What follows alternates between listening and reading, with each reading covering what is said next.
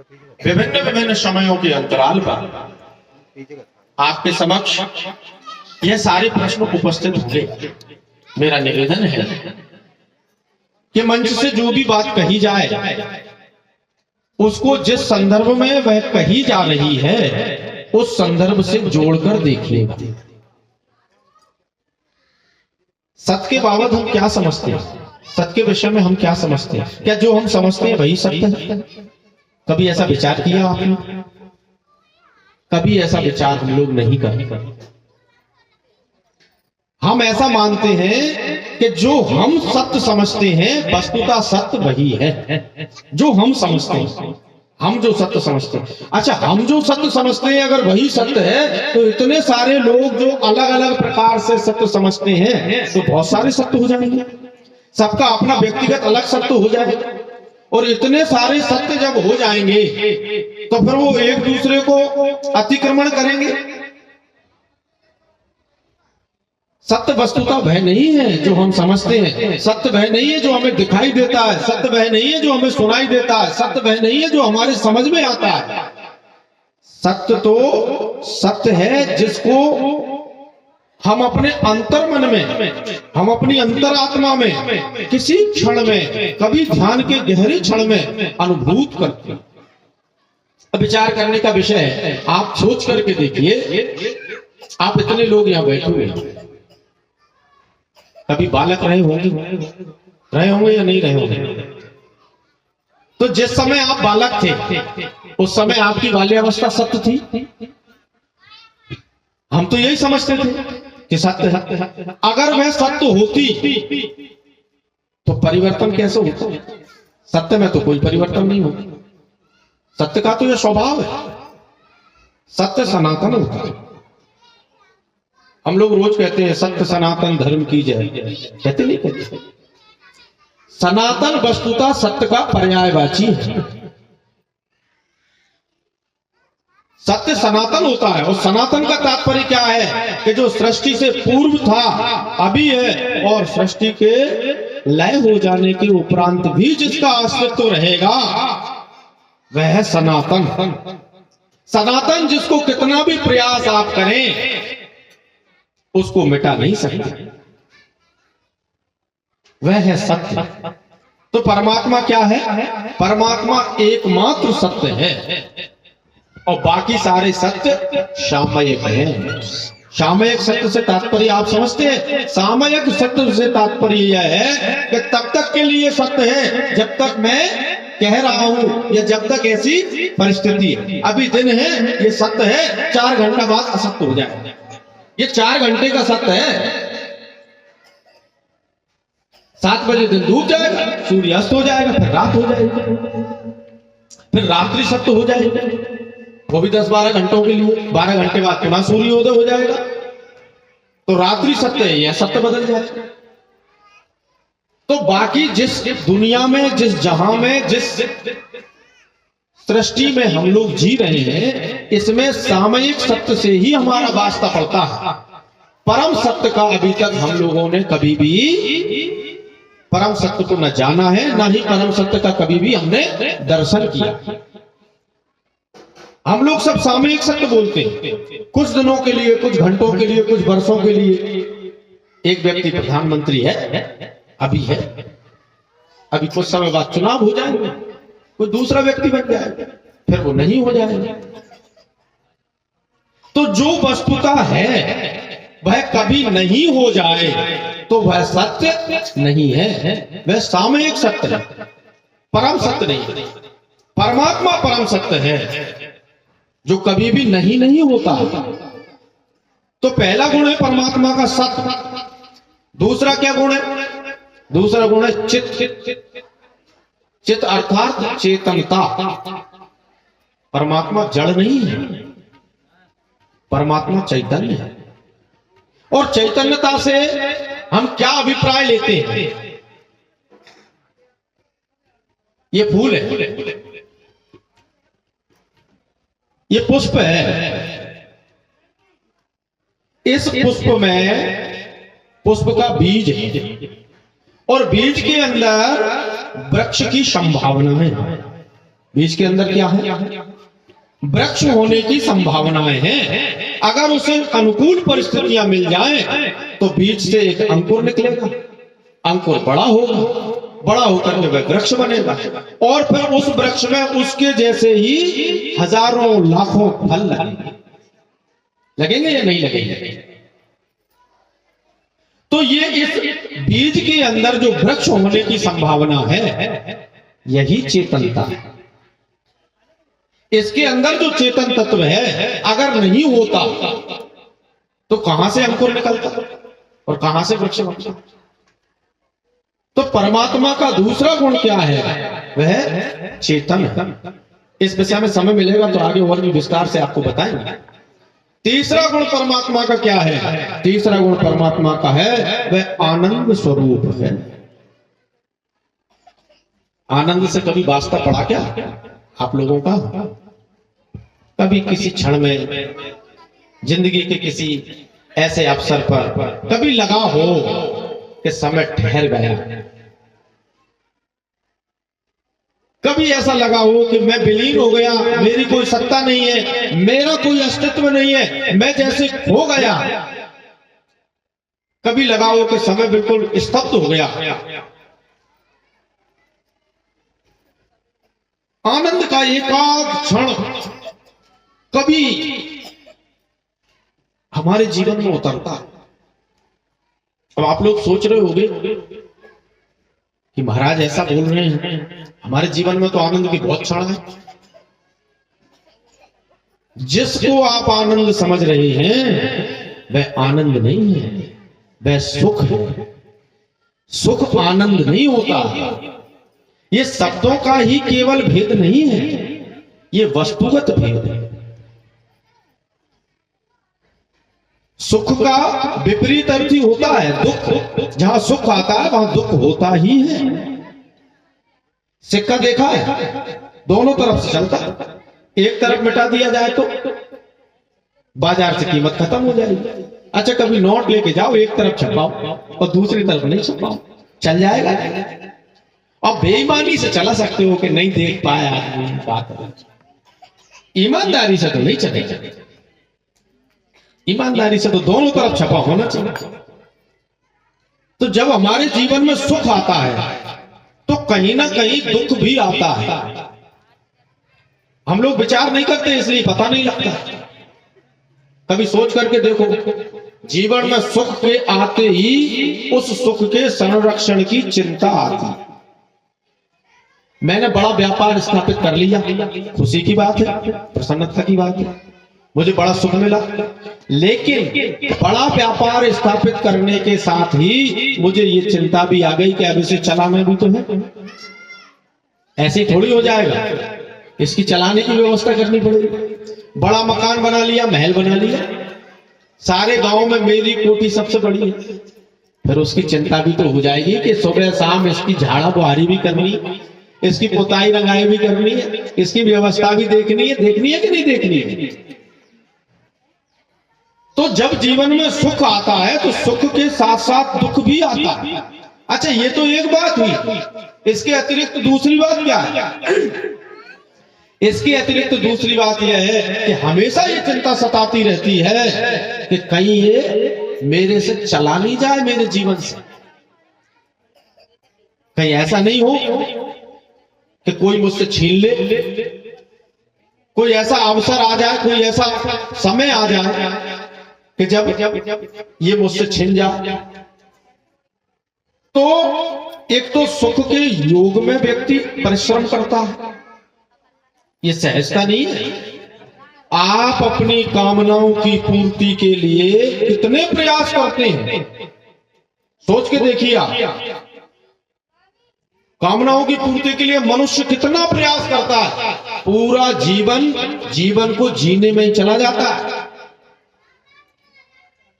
पूरा जीवन, मृत्यु के अंतिम समय में अगर व्यक्ति से ये पूछा जाए कि आपकी उपलब्धि क्या है, तो मैं समझता हूं कि 99.9% व्यक्ति ये कहेंगे कि हमारी उपलब्धि केवल शून्य है, कोई उपलब्धि नहीं। क्योंकि जिस चीज को हमने उपलब्धि माना वो तो हमारे साथ जाने, वो तो सब यहीं रह जाएगी।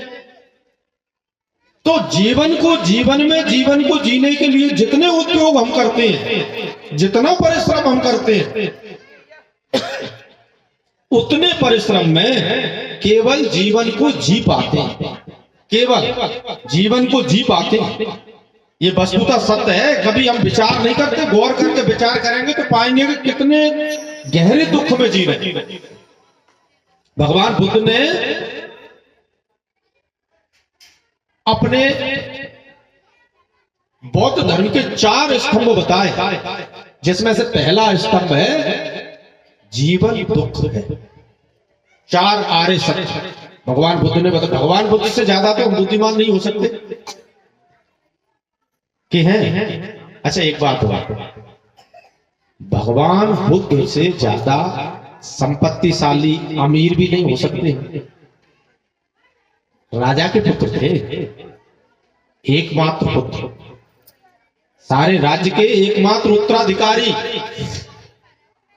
इक्ष्वाकु वंश में जिसमें राजा राम पैदा हुए, उसी वंश में आगे चलकर भगवान बुद्ध पैदा हुए।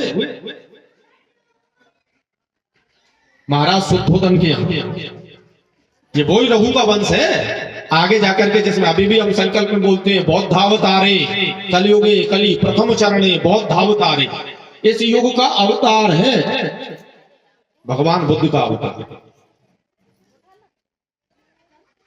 कभी संयोग लगेगा तो विस्तार से बताएंगे, अभी तो समय की थोड़ी संक्षिप्तता है। शुद्धोधन ने इस प्रकार की व्यवस्था की थी कि सिद्धार्थ गौतम के जगने से पहले मुरझाए हुए फूल पेड़ों से उतार लिए जाते थे, कुमलाई हुई पत्तियां उतार ली जाती थी, ताकि इसको मृत्यु का भान ना हो। जीवन असार है, यह किसी भी भांति से इसको पता ना लगे, क्योंकि 7 प्रमुख ज्योतिषियों ने घोषणा की थी कि आपका पुत्र या तो चक्रवर्ती सम्राट बनेगा या फिर अद्वितीय सन्यासी बनेगा। विचार करके देखिए, राजा चाहता है क्या? और छोड़ो राजा की बात, कौन चाहता है उसका पुत्र सन्यासी बन जाए? आप लोगों में से कोई हाथ उठा करके बोले किसी का पुत्र सन्यासी बन जाए? कोई चाहता है क्या? कोई चाहता है? सब सोचते हैं कलेक्टर बने, डॉक्टर बने, इंजीनियर बने, बड़ा नेता बने, मंत्री बने, मुख्यमंत्री बने, प्रधानमंत्री बने, ऐसे ही सोचते हैं ना। सन्यासी बने ये कौन चाहता है? शुद्धोधन ने भी नहीं चाहा, उसने भी सोचा चक्रवर्ती सम्राट बने मेरा लड़का। ऐसी सारी व्यवस्था, उस समय की जो श्रेष्ठतम सुंदरियां थी वो सिद्धार्थ के राजमहल की शोभा थी। एक एक शब्द आपको लिखा हुआ मिलेगा। आपसे निवेदन कर रहा हूं, विशेष रूप से इस कथा में आपके समक्ष मंच के माध्यम से जो बात कही जाएगी वह संपूर्णतया प्रमाणिक होगी। प्रमाण के अतिरिक्त कुछ नहीं कहा जाएगा। कोई भी वाक्य जो हम बोलेंगे, कोई भी बात जो आप तक संप्रेषित की जाएगी, वह वाक्य हमारे शास्त्रों में लिखा हुआ मिलेगा आपको। वह बात हमारे शास्त्रों के संदर्भ में मिलेगी। कोई भी बात अप्रमाणिक नहीं कही जाएगी। सारी चीज बिल्कुल प्रमाणित और प्रमाणिक बोली जाएगी। जो हम कह रहे हैं ये गौतम बुद्ध के जीवन चरित्र में लिखा हुआ है। उस समय की श्रेष्ठतम सुंदरियां, यशोधरा उस श्रेष्ठतम सुंदरी थी उस समय की, जिससे गौतम बुद्ध का विवाह हुआ था। भिखारी सड़कों पर दिखाई नहीं देते थे, कपिलवस्तु की सड़कों पर। महाराज शुद्धोधन ने ऐसी व्यवस्था कर रखी थी कि कहीं मेरे पुत्र को यह पता ना लग जाए। बूढ़े लोगों का निकलना वर्जित था, लेकिन हो यही वही जो राम अच्छी बात है। आप कितने भी प्रतिबंध लगाओ, आप कितनी भी व्यवस्था करो, होता वही है जो परमात्मा चाहते हैं।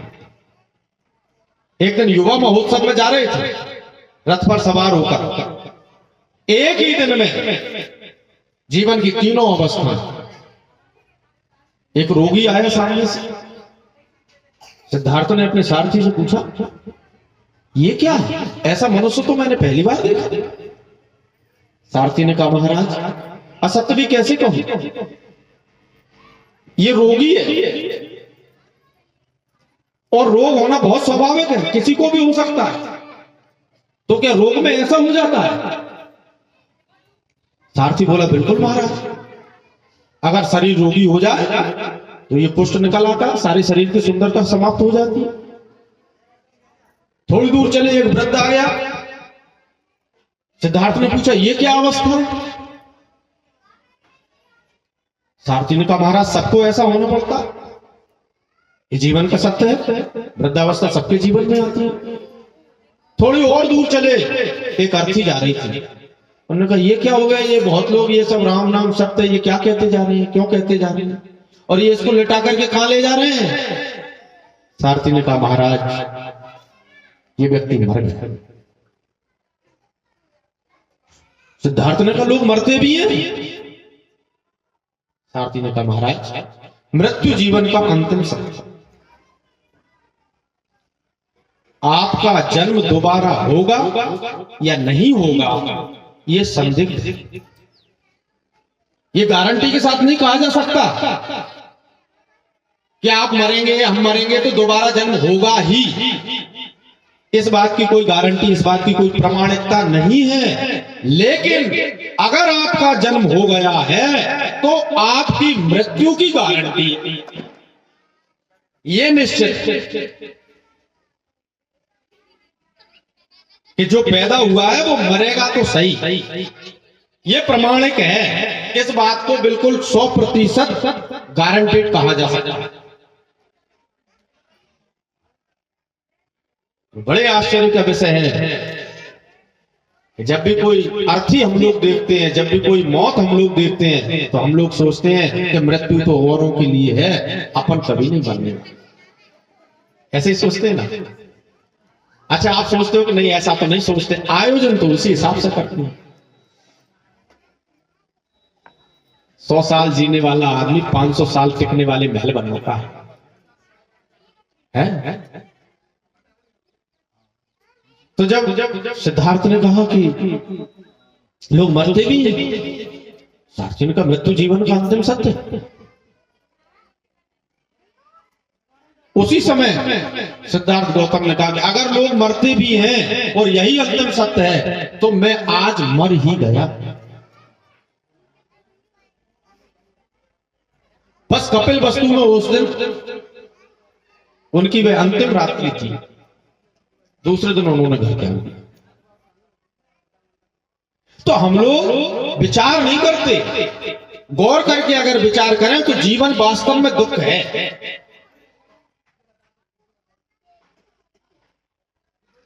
अब जीवन अगर दुख है तो दुख निवृत्ति का उपाय क्या है? तो श्रीमद् भागवत में लिखा हुआ है कि श्रीमद् भागवत की कथा भुक्ति मुक्ति प्रदायिनी है, यानी ये संसार के तो भोगों को देती ही है, अंत में मुक्ति को देती है। मुक्ति से क्या तात्पर्य है? मुक्ति से मतलब ऐसा मत सोचना कि मरने के बाद आत्मा किसी दूसरे लोक में जाएगी, मुक्त होगी, ऐसा कुछ नहीं है। मुक्ति से तात्पर्य हमारे यहां उपनिषदों में लिखा है अभयम भव, संसार के समस्त भयों से अगर आप अभय हो जाते हैं यही मुक्ति। और संसार के सभी भयों में मृत्यु का भय भी शामिल है।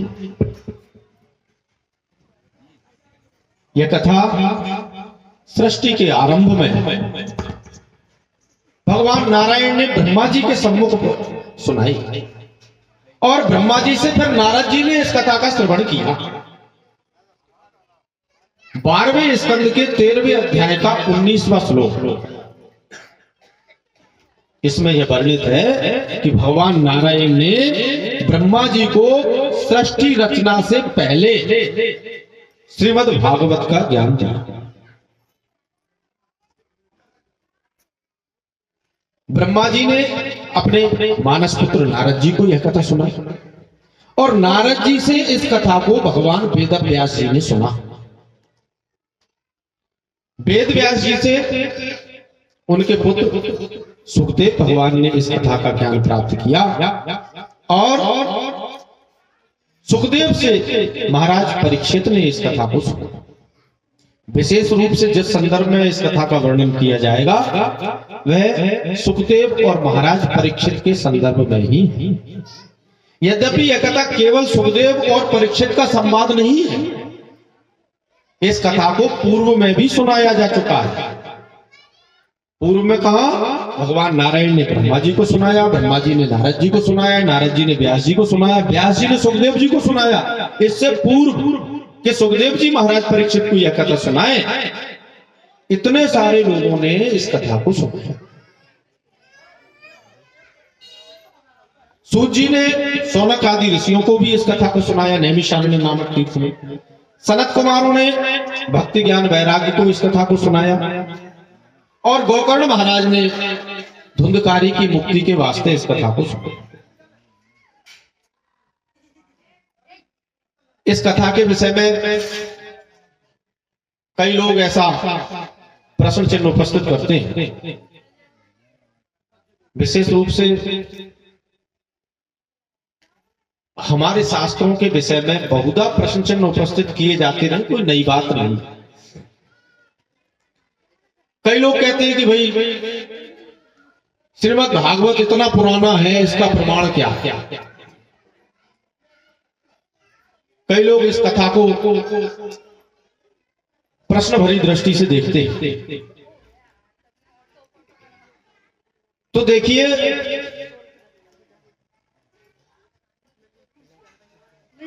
हमारे जो ग्रंथ उपलब्ध हैं उनमें श्रीमद् भागवत के प्रसंगों का वर्णन है। ईसा से 400-500 वर्ष पूर्व शंकराचार्य का समय माना जाता है, श्री आदि शंकराचार्य। और आदि शंकराचार्य ने भी जो ग्रंथ लिखे हैं उनमें श्रीमद् भागवत के श्लोकों का उद्धरण दिया है।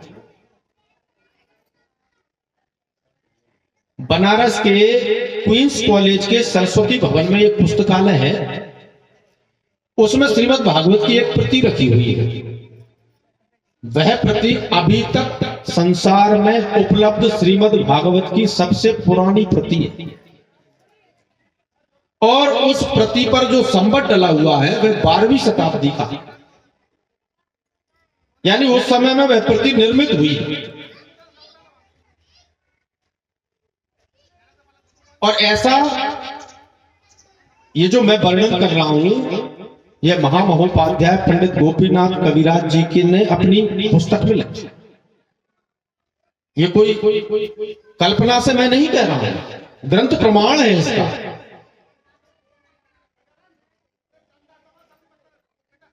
तो एक समय की बात है,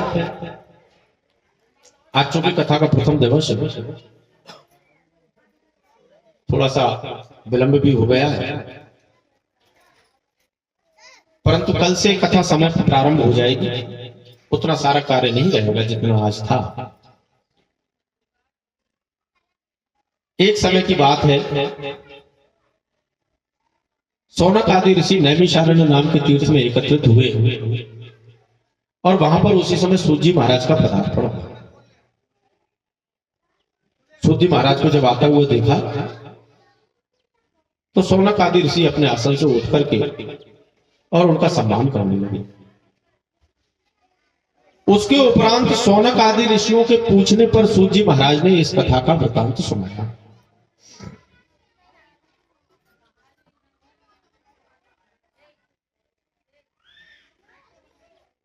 एक बार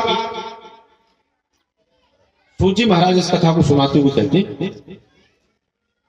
सौनक जी, हे ऋषिवर, एक बार सुखदेव जी ने मुझको अपना परम प्रिय जान करके इस वृत्तांत को मुझे एकांत में सुनाया था, वह वृत्तांत मैं तुम्हें सुनाता हूं।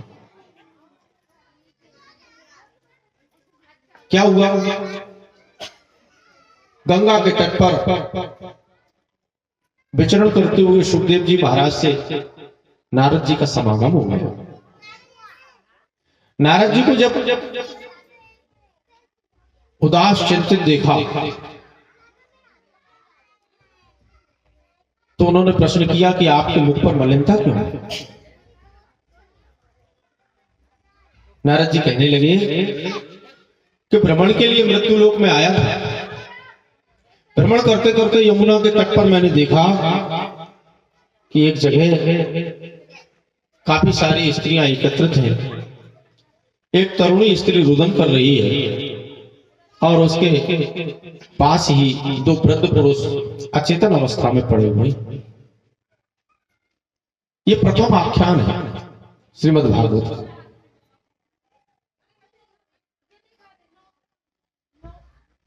दो पुरुष जो अचेतन अवस्था में पड़े हुए हैं वे ज्ञान और वैराग्य, और जो तरुणी स्त्री है वह भक्ति है। नारद जी का जब उनके पास से निकलना हुआ तो नारद जी को देख करके भक्ति उनके पास आ गई और कहने लगी कि हमारे लिए सौभाग्य का विषय है देवर्षि कि भगवान के नित्य पार्षद जो हैं उनके दर्शन हमें प्राप्त हुए और आपके दर्शन समस्त कष्टों को हर लेने वाले हैं। मैं बड़ी दुखी हूं। नारद जी ने पूछा भाई तुम्हारे दुख का कारण क्या है? देखिए किसी भी परिणाम के पीछे कारण है। ये संसार का नियम है, बगैर कारण के कोई भी कार्य नहीं होता। तो अगर कोई परिणाम हमें मिला है तो उसके पीछे कोई ना कोई कारण अवश्य है। नारद जी ने पूछा कि आपके दुख का क्या कारण है? तो भक्ति कहती है कि मेरे दुख का ये कारण है कि आप प्रारंभ से ही वृत्तांत सुनिए।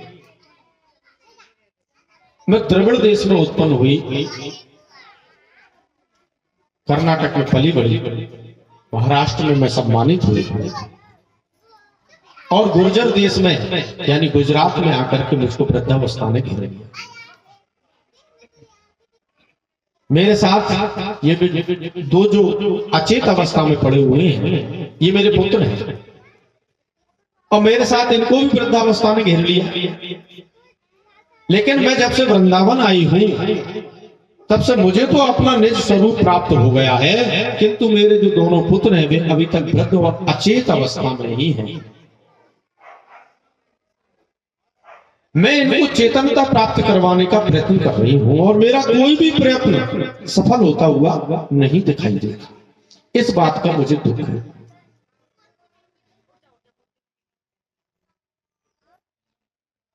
अब बड़ी विचित्र बात हो गई।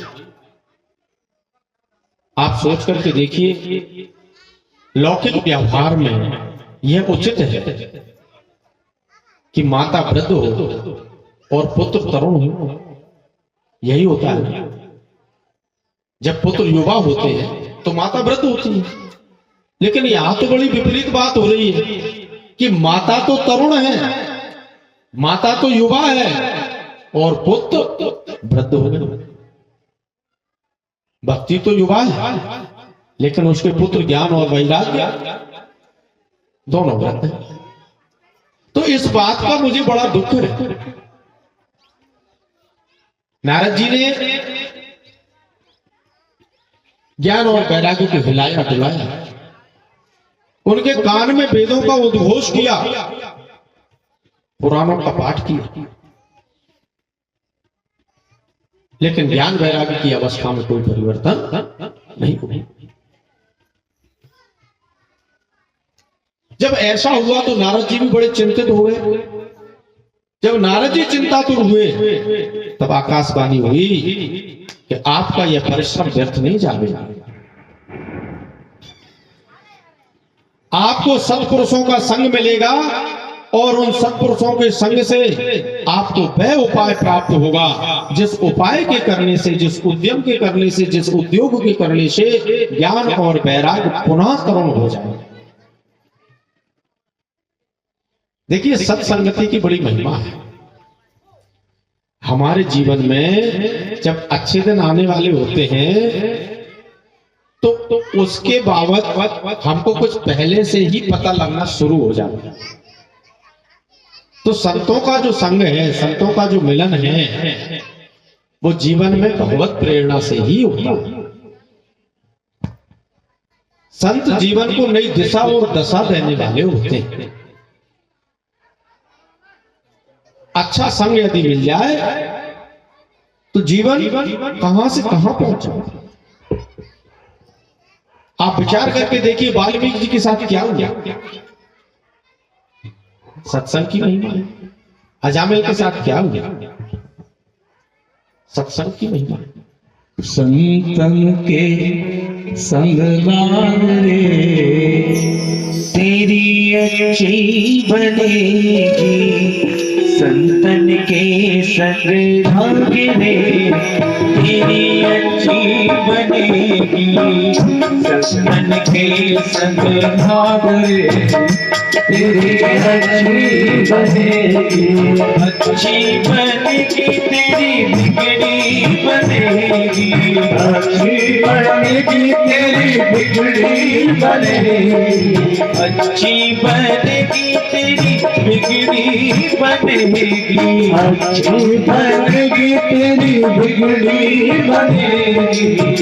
हरि सुमिरन मेरी तेरी अच्छी बनेगी, हरि सुमिरन मेरे आगे तेरी अच्छी बनेगी।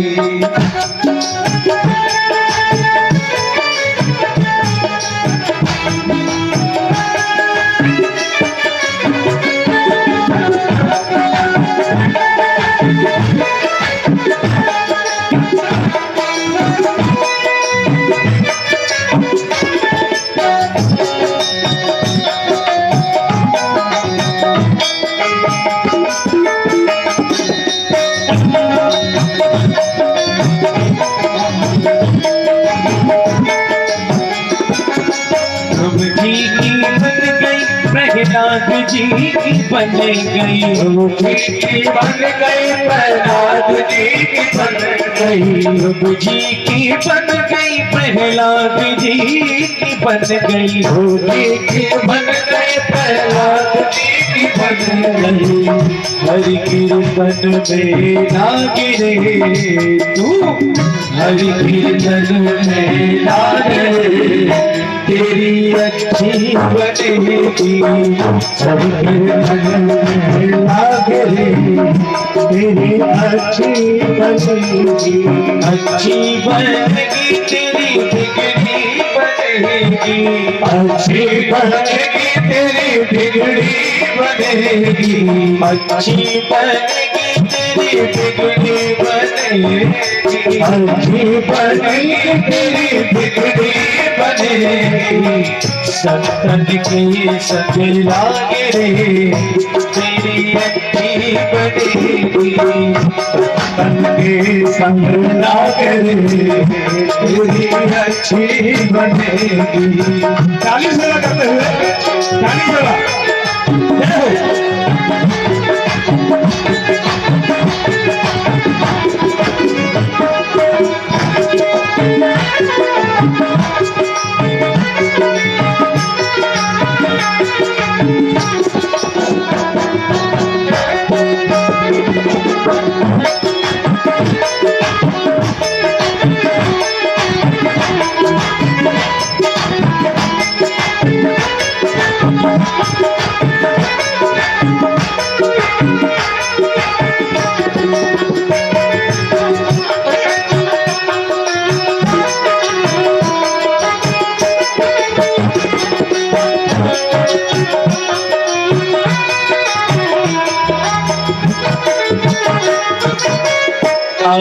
से तुम्हें हंस बनावे, काला है तुम्हें हंस बनावे, काला से तुम्हें हंस बनावे, काला से तुम्हें हंस बनावे, बिच जायूर के आगे रे,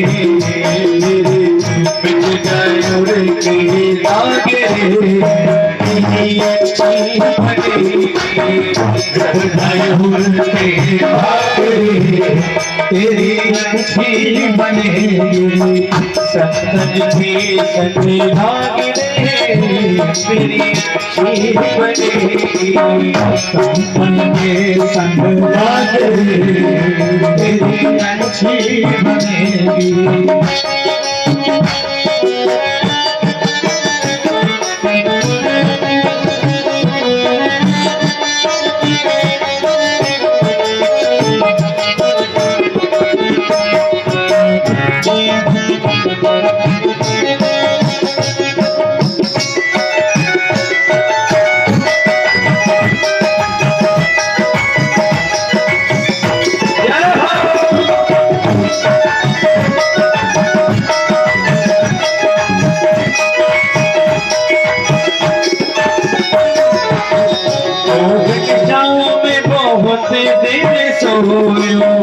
मोहन श्याम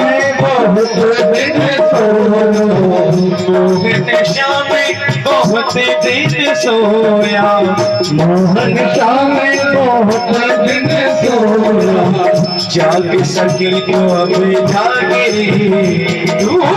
जाग सके तो अब जागे तेरी अच्छी बनेगी, सत्संग के संग लाग तेरी अच्छी बनेगी, अच्छी बनेगी तेरी बिगड़ी बनेगी, अच्छी बनेगी तेरी बिगड़ी बनेगी, अच्छी बनेगी तेरी बिगड़ी बनेगी, अच्छी बनेगी तेरी बिगड़ी बनेगी, सत्संग की संग लाग तेरी अच्छी बनेगी, सत्संग के संग लाग तेरी अच्छी बनेगी, सत्संग के संग लाग तेरी अच्छी बनेगी,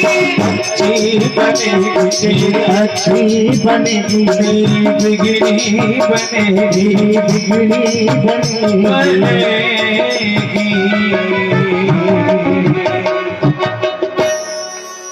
बोलिए सच्चिदानंद भगवान की जय हो। भगवान जब हमारे समय को परिवर्तित करना चाहते हैं, हमारे जीवन में अच्छा समय लाना चाहते हैं, तो सबसे पहले हमारे जीवन में संतों को भेजते हैं। जैसे कहते हैं ना, जाको हरि दारुण दुख देई ताकि मति पहले हरि ले।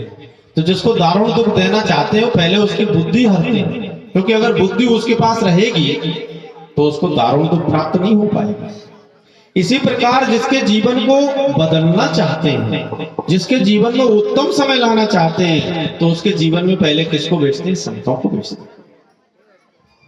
तो आकाशवाणी से ऐसा सुना, सबने सुना, सबको बड़ा आश्चर्य हुआ। लोगों ने यह सोचा कि जिन ज्ञान और वैराग्य की वृद्धावस्था वेदों के सुनने से नहीं टूटी, अचेतन अवस्था जिनकी वेदों के सुनने से दूर नहीं हुई, पुराणों के सुनने से दूर नहीं हुई, शास्त्रों के सुनने से दूर नहीं हुई, अब कौन सा उपाय रह गया? अब क्या शेष रह गया? भाई हमारे यहां 4 वेद हैं, ऋग्वेद, यजुर्वेद, सामवेद, अथर्ववेद। 18 महापुराण हैं, जिनमें से एक महापुराण श्रीमद् भागवत है। और श्रीमद् भागवत महापुराण की रचना जो हुई, वह 17 महापुराणों के रच देने के उपरांत हुई। वेद व्यास जी ने संस्कृत वाङ्मय का अगर अवलोकन किया जाए तो हम पाते हैं कि सबसे पहले वेदों की भी संहिताएं नहीं थी, एक समग्र संस्कृत वाङ्मय था पूरा। उसके बाद वेद एक ही था पहले, उसके बाद उस वेद की 4 संहिताएं की गई, ऋग्वेद, यजुर्वेद, सामवेद, अथर्ववेद। क्रमानुसार उनको विभाग किए गए उनके। लेकिन जब वेदों की श्रुतियों को धारण करने में मनुष्य की मेधा शक्ति समर्थ नहीं रह पाई, तब कृष्ण द्वैपायन व्यास जी ने वेदों की और विभाग किए, जिनको हम कहते हैं पुराण। तो 17 पुराणों की रचना की, महाभारत की रचना की। महाभारत की रचना में भी हमारे यहां 2 प्रकार से महाभारत की रचना का उल्लेख मिलता है। अभी जो 18 पर्वों वाला महाभारत हम और आपके देखने में आता है, जो हमें अभी उपलब्ध है, वह महाभारत का संक्षिप्त स्वरूप है। इससे पूर्व महर्षि व्यास जी ने 100 पर्वों वाला महाभारत रचा था। 100 पर्वों वाला महाभारत रचा था। लेकिन जब उन्होंने देखा कि ये तो कुछ ज्यादा ही विस्तार हो गया, इतना विस्तार हो गया कि ये मनुष्य की धारण करने की क्षमता से भी ऊपर पहुंच गया, तो उन्होंने अपने शिष्य जैमिनी और वैशंपायन से बोला कि तुम इसका संक्षिप्तीकरण करो। तो जैमिनी ने जो महाभारत का संक्षिप्तीकरण किया वो तो अभी उपलब्ध नहीं है, उसका तो एक आध भाग ही उपलब्ध है। लेकिन वर्तमान में जो महाभारत हम लोग देखते हैं वो वैशंपायन कृत महाभारत है। वैशंपायन ने, महर्षि वेदव्यास जी के शिष्य वैशंपायन ने उस महाभारत का संक्षिप्तीकरण किया, जो व्यास जी ने 100 पर्वों वाला महाभारत लिखा था, उसका संक्षिप्तीकरण किया। जो 18 पर्वों वाला महाभारत अभी हमको और आपको उपलब्ध है। ऐसे बहुत से ग्रंथ हैं जो अनुपलब्ध हैं, अभी हमें उपलब्ध नहीं है। जो ग्रंथ उपलब्ध हैं उन ग्रंथों में उन ग्रंथों के नाम आते हैं जो अब उपलब्ध नहीं है, क्योंकि सारे संसार में केवल और केवल सनातन धर्म ऐसा है जिसको बाय प्लान डिस्ट्रॉय किया गया, योजनाबद्ध तरीके से मिटाया गया। पूरी धरती पर केवल एकमात्र ऐसा धर्म है जिसको योजनाबद्ध तरीके से मिटाया गया, लेकिन उसके बाद भी मिटा नहीं। हमारे पुस्तकालयों में आग लगा दी गई, हमारी मूर्तियां तोड़ दी गई, हमारे मंदिरों को तोड़ दिया गया, और तो और जो लोग इस धर्म को मानने वाले थे उनको ऐसी ऐसी यातनाएं दी गई कि अगर आपके सम्मुख वर्णन किया जाए तो आपके रोंगटे खड़े हो जाए। अभी आपने वीर बाल दिवस मनाया कुछ दिन पहले। वीर बाल दिवस के विषय में ज्यादातर लोगों को पता नहीं होगा। हाँ, बाल दिवस के विषय में जरूर पता होगा, 14 नवंबर है ना। बाल दिवस के विषय में जरूर पता होगा, वीर बाल दिवस के विषय में पता नहीं होगा। वीर बाल दिवस गुरु अर्जुन देव के 2 पुत्र फतेह सिंह और जोरावर सिंह जिंदा दीवार में चलवा दिए गए उस दिन को वीर बाल दिवस कहते हैं।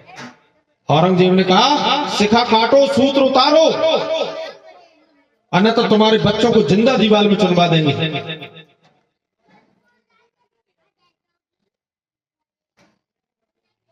गुरुदेव ने कहा कि भले कुछ भी कर लो,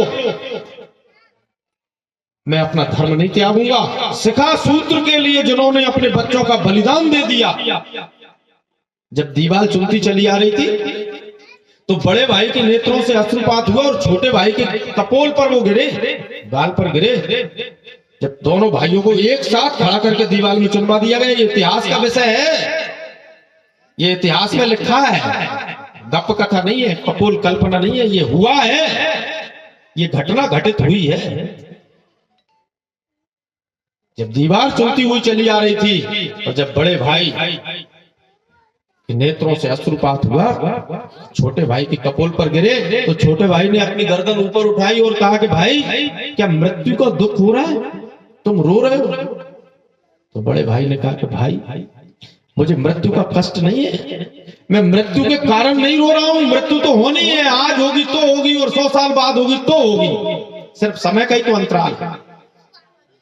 मृत्यु तो ध्रुव सत्य है, वो तो होनी ही है। मैं रो इसलिए रहा हूं कि बड़ी विपरीत बात हो रही है कि संसार में मैं तुमसे पहले आया और नियम के अनुसार मुझे तुमसे पहले जाना चाहिए, लेकिन तुम मुझसे पहले जा रहे हो। मेरे बाद में तुम संसार में आए थे और मुझसे पहले जा रहे हो, क्योंकि दीवार जब नीचे से चुनती आएगी तो वह छोटे भाई को पहले दबाएगी। छोटे भाई का छोटा कद है, तो छोटे भाई को पहले दबाएगी, तो मुझसे पहले तुम्हारी मृत्यु हो रही है, मुझसे पहले तुम इस संसार से विदा हो रहे हो, इस बात का दुख है। मैं इसलिए सोच करके देखिए, आज हम और आप लोग यहाँ बैठकर इतनी स्वतंत्रता के साथ ये कथा कह पा रहे हैं, केवल और केवल इसलिए कि हमारे पूर्वजों ने अपने सर कटा दिए पर धर्म परिवर्तन करना स्वीकार नहीं किया। इसलिए हम और आज बैठे हुए कथा कह रहे हैं।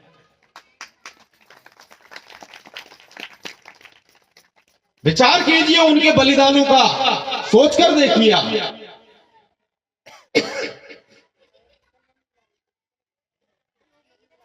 छोटे छोटे से दो साहबजादे, बंदा बहादुर के मुंह में उनके बेटे का कलेजा ठूस दिया गया। पढ़िए इतिहास, कैसे कैसे अत्याचार किए। बंदा बहादुर से कहा धर्म परिवर्तन करो, बंदा बहादुर ने धर्म परिवर्तन नहीं किया, उनके मुख में उनके बेटे को मारकर उसका कलेजा निकालकर बंदा बहादुर के मुख में ठूस दिया। मतलब पिता के मुख में बेटे का कलेजा ठूस दिया। कैसे गिन रहे होंगे, कितना अत्याचार, सोच के देखिए। कोई कर सकता है ये कल्पना? क्या किसी सनातन धर्मावलंबी के हृदय में वो दिल है, सीने में, कि इतना अत्याचार कर पाए? कैसे लोग रहे होंगे? मैं केवल ये कहना चाहता हूं, आतताई तो बहुत छोटा शब्द है, आतताई तो बहुत छोटा शब्द है, जल्लाद भी बहुत छोटा शब्द है। ऐसे लोगों के लिए भाषा में कोई शब्द ही नहीं बना, इतने क्रूर। मैं कहना ये चाहता हूं आपसे, केवल और केवल इतना कहना चाहता हूं कि कितने योजनाबद्ध तरीके से हमारे धर्म को मिटाने की चेष्टा की गई, लेकिन ये सनातन है जो इतनी चेष्टा के बाद भी आज जीवित है। आज इस मंच से ये घोषणा करते हुए मुझे कोई आश्चर्य नहीं है कि संसार में अगर कभी विज्ञान का राज्य हुआ, संसार अगर कभी संपूर्ण रूप से वैज्ञानिक हुआ, तो केवल और केवल एक ही धर्म उस विज्ञान की कसौटी पर खरा उतरेगा, और वह हुआ सनातन धर्म। इस विषय में दुनिया का कोई भी व्यक्ति मुझसे आकर के बहस कर सकता है, और मैं ये सिद्ध कर सकता हूं कि धरती पर केवल और केवल टोटली साइंटिफिक रिलीजन, संपूर्ण वैज्ञानिक धर्म अगर कोई है तो वह है सनातन धर्म। हमारे यहां देखिए ना, हमारे शास्त्रों में लिखा है, हम तुलसी को पूजते हैं, हम सूर्य को अर्घ देते हैं, क्योंकि सूर्य प्राण है, सूर्य जीवन है।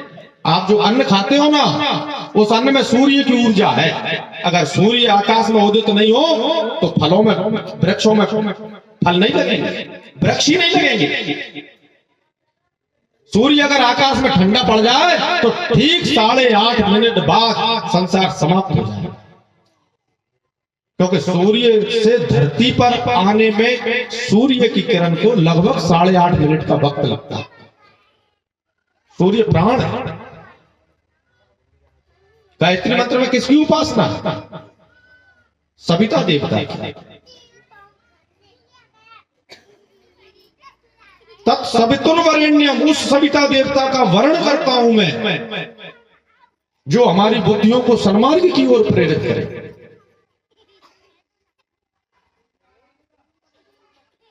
तुलसी का पूजन करते हैं, पीपल का पूजन करते हैं। इन सबके साइंटिफिक रीजन है, कारण है इनके, वैज्ञानिक कारण। ऐसे नहीं हो जाता कुछ भी। ब्रह्म मुहूर्त में उठने की हमारी सनातन परंपरा है। अब जाके वैज्ञानिक ये सिद्ध कर पाए हैं कि सूर्योदय से पूर्व का 1 घंटा और सूर्योदय के बाद का 1 घंटा सबसे अधिक स्वास्थ्यवर्धक किरणें उस समय सूर्य से निकलती है, सबसे अधिक स्वास्थ्यवर्धक। तो हमारे यहां जो चीज परंपराओं में सम्मिलित है, एकादशी को आहार न करना, पूरा वैज्ञानिक कारण है।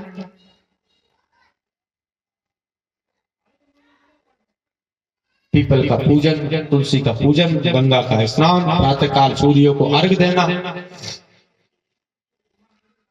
सायंकाल देवालय में दीपक जलाना, सारी चीजों की पूरी वैज्ञानिक व्यवस्था है। उस क्रम से पूरा विज्ञान बनाया गया था। तो इतने योजनाबद्ध तरीके से हमारे धर्म को मिटाने की चेष्टा की गई, ये हमें पता होना चाहिए, ये अनिवार्यता है। पता तो लगे कि हम पर कितने अत्याचार किए गए, उसके बाद भी हम हैं, उसके बाद भी हम हैं, तो ये केवल और केवल हमारे उन पूर्वजों की वजह से है, उनके कारण से है, जिन्होंने अपना सर कटाना तो स्वीकार किया लेकिन धर्म परिवर्तन स्वीकार नहीं किया। हमें कृतज्ञ होना चाहिए अपने उन पूर्वजों को। उन लोगों की संतानें हैं आप, आपके अंदर उन लोगों का रक्त प्रवाहित हो रहा है। आप कोई साधारण इंसान नहीं है, अपने आप को कभी साधारण नहीं समझना चाहिए। आप सिंहों की संतानें हैं। तो जब आकाशवाणी हुई, लोगों ने सोचा कि जब इतना सब कुछ हो गया फिर अब क्या बचा। तो अब आकाशवाणी भी गलत तो नहीं कही जा सकती। उस समय की बात है जब आकाशवाणी हुआ कर, अब तो आकाशवाणी नहीं होती, अब तो रेडियो चलती है आकाशवाणी। पुराने समय में आकाशवाणी होती थी, हमारे ग्रंथों में लिखा है और ये बिल्कुल सत्य है। तो आकाशवाणी से जब ऐसा सब लोगों ने सुना तो बड़ा आश्चर्य हुआ सब लोगों को। इस उद्योग को करने के लिए कहां पर उन सत्पुरुषों का मिलन होगा, कौन वो सत्पुरुष होंगे और वो क्या उपाय बताएंगे, इसी चिंता में नारद जी भ्रमण करते करते कहां आए, बद्रीवन। और बद्रीवन में उनको सनकादिक ऋषि मिले, सनातन, सनत कुमार, सनकादिक ऋषि, चार ब्रह्मा जी के मानस को, सनक, सनंदन, सनातन और सनत कुमार, ये चार ऋषि, इनको सनकादिक ऋषि मिले। 5 वर्ष की अवस्था है। हालांकि आयु 5 वर्ष की नहीं है, आयु तो अनेक कल्पों की है, लेकिन अवस्था 5 वर्ष की।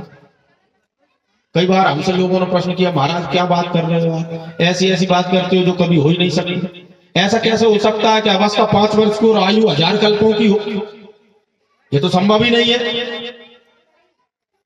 हमने कहा आप विचार करके देखो, आप छोटे होते हो, बच्चा छोटा होता है ना तो वो बढ़ता है ना, सब लोगों ने देखा यही क्रम है ना, बच्चा छोटा होता है तब वो बढ़ता है, और बढ़ते बढ़ते बढ़ते बढ़ते 21-22 वर्ष की अवस्था में उसका बढ़ना रुक जाता है, फिर तो नहीं बढ़ता। अगर आदमी 100 साल तक बढ़ता रहे तो कितना बड़ा हो जाए, पांडा रांडा दुकान पड़ जाए और ऊंचा लगाना पड़े। लेकिन नहीं, एक अवस्था आती है जब इंसान की वृद्धि रुक जाती है, लेकिन आयु तो बढ़ती रहती है उसकी, आयु तो बढ़ रही है ना। हर साल एक साल, हर वर्ष जब हम जन्मदिन मनाते हैं 1 साल और हमारी आयु में जुड़ जाता है ना। अभी 20 के थे तो अब 21 के हो गए, 22 के हो गए, 23 के हो गए, 70 के हो गए, 75 के हो गए, 92 के हो गए, 100 के हो गए, हर वर्ष जुड़ जाता है, लेकिन लंबाई तो नहीं बढ़ती, कद तो नहीं। तो जिस प्रकार एक अवस्था पर आने पर आपका कद बढ़ना रुक गया, इसी प्रकार 5 वर्ष की अवस्था आने पर उनकी अवस्था की वृद्धि रुक गई। आयु तो बढ़ती रही, अवस्था की वृद्धि, तो 5 साल के जैसे ही है, जैसे 5 साल का बालक होता है ऐसे ही है। सनत कुमार, सनत, सनंदन, सनातन और संत कुमार, ये 4 ब्रह्मा जी के मानस पुत्र हैं। उनसे जो है भेंट हुई नारद जी की, तो नारद जी ने अपना दुखड़ा सुनाया, ऐसी ऐसी बात हुई और आकाशवाणी से ऐसा ऐसा उद्घोष हुआ। तो सनत कुमारों ने सबसे पहले, सनकादिक ऋषियों ने सबसे पहले नारद जी को साप्ताहिक विधि से श्रीमद् भागवत के श्रवण का तरीका बताया। हालांकि नारद जी ने श्रीमद् भागवत पहले ब्रह्मा जी के मुख से भी सुन रखी थी, लेकिन साप्ताहिक विधि से जो वर्णन किया है वह सबसे पहले सनकादिक ऋषियों ने नारद जी की वास्ते की। हमारे यहाँ 3 सप्ताह का वर्णन आता है। 3 साप्ताहिक आयोजन जो हुए, प्रारंभ में उनके बाद तो बहुत हुए, लेकिन श्रीमद् भागवत में 3 सप्ताहों का वर्णन है। पहला सप्ताह भगवान कृष्ण के निजधाम गमन के 30 वर्ष के बाद, भगवान कृष्ण के निजधाम गमन के 30 वर्ष बीत जाने के बाद, कलयुग के आ जाने पर भाद्रपद मास की शुक्ल पक्ष की 9वीं तिथि से श्री सुखदेव जी ने राजा परीक्षित को श्रीमद् भागवत का सप्ताह सुनाया था। कब? भगवान कृष्ण के निजधाम गमन के 30 वर्ष बाद, जब कलयुग आ गया, परीक्षित के राज्य में कलयुग आ गया, कलयुग के आगमन के 30 वर्ष उपरांत भाद्रपद शुक्ल 9वीं प्रारंभ किया। उसको आज भी भागवत सप्ताह कहते हैं। भागवत शुक्ल 9वीं से भाद्रपद शुक्ल पूर्णिमा तक, इसको क्या कहते हैं? श्रीमद् भागवत सप्ताह कहते हैं। किसने किसको सुनाया? सुखदेव जी ने परीक्षित जी को सुनाया। और सुखदेव जी के राजा परीक्षित को कथा सुनाने के ठीक 200 वर्ष उपरांत, 200 वर्ष बाद, यानी भगवान कृष्ण के निजधाम गमन के 230 वर्ष के बाद, आषाढ़ शुक्ल 9वीं को गोकर्ण महाराज ने धुंधकारी के वास्ते ये कथा सप्ताह सुनाया। कब? भगवान कृष्ण के निजधाम गमन के 230 वर्ष के उपरांत, आषाढ़ शुक्ल 9वीं गोकर्ण महाराज ने इस कथा को धुंधकारी को सुनाया।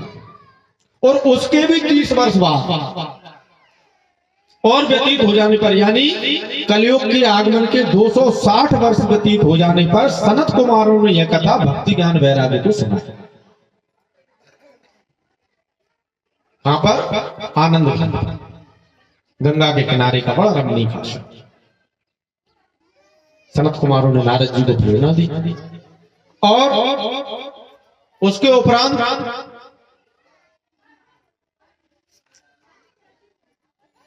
हरिद्वार में तट है जिसका नाम है आनंद घाट। आनंद घाट पर इस कथा का आयोजन किया। सारे देवता, सब ऋषि मुनि, वेद पुराण, देव दानव, गंधर्व, नदियां, समुद्र, पर्वत, दिशाएं, वन, सरोवर, शास्त्र, सभी कथा सुनने के लिए आए। और उस कथा में भक्ति ज्ञान और वैराग्य भी आए। जब सनत कुमारों ने श्रीमद् भागवत की इस कथा का उनको श्रवण कराया, तो भक्ति ज्ञान और वैराग्य को पुनः अपना निज स्वरूप प्राप्त हुआ। आप लोग विचार करेंगे, भक्ति तो तरुणी थी, ज्ञान वैराग्य ज्ञान वैराग्य ही केवल वृद्ध थे और अचेत अवस्था में थे, तो केवल ज्ञान वैराग्य को निज स्वरूप की प्राप्ति हुई होगी। फिर भक्ति को निज स्वरूप की प्राप्ति,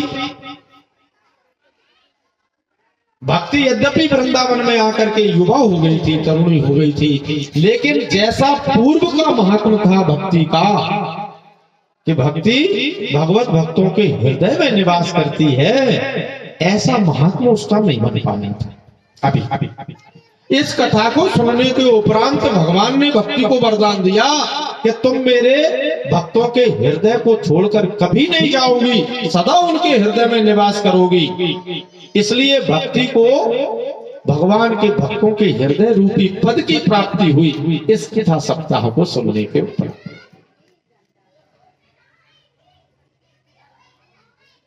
यह भागवत की कथा अनंत पुण्य को देने वाली। बंधुओं, जब महाराज परीक्षित इस कथा का श्रवण सुखदेव जी से कर रहे थे, उस समय में सारे देवता लोग अमृत कलश लेकर के आए और उन्होंने सुखदेव जी के सम्मुख एक प्रस्ताव रखा। उन्होंने कहा कि अमृत हम परीक्षित को पिला देना है और इससे परीक्षित अमर हो जाएंगे, और ये कथा तुम हमें सुना। मगर सुखदेव जी ने इस बात से इनकार कर दिया। सुखदेव जी ने देवताओं को भी इस कथा के सुनने का अधिकारी नहीं मानी। सुखदेव जी ने कहा कि सदा भोगों में लिप्त रहने वाले देवतागण, तुम लोग इस कथा के अधिकारी नहीं हो। तो श्रीमद् भागवत की यह कथा का अधिकारी मुख्य रूप से महाराज परीक्षित ही हैं, जिनको मैं ये कथा सुनाऊंगा। सुखदेव जी ने इनकार कर दिया अमृत को लेने से। ब्रह्मा जी के भी मन में एक बार आया, उन्होंने सत्यलोक में सारे पुराणों को तराजू के एक पल्ले पर रखकर और श्रीमद् भागवत को दूसरे पल्ले पर रख करके उनकी तुलना की। सारे वेद शास्त्रों से तुलना में श्रीमद् भागवत का शास्त्र ही अधिक भारी प्रतीत हुआ। ये भागवत का जो रस है, ये वेद शास्त्रों का फल है, और फल भी कैसा, जो स्वयं पक करके वृक्ष से गिरा है। एक तो होता है कच्चा फल, एक होता है पका फल। आप विचार कीजिए, जैसे आम का पेड़, तो आम के पेड़ के पूरे पेड़ में ही आम का रस व्याप्त है, उसकी जड़ में भी आम का रस है, पत्ती में भी आम का रस है, और जो बोर है, बोर जो मंजरी लगती है, आम के फूल को कहते हैं बोर, फूल नहीं कहते, तो बोर में भी आम का रस है और आम में भी आम का रस है। सभी जगह आम का रस है कि नहीं? लेकिन विशेष रूप से आम का रस कहाँ है? तो विशेष रूप से आम का रस आम के फल में है।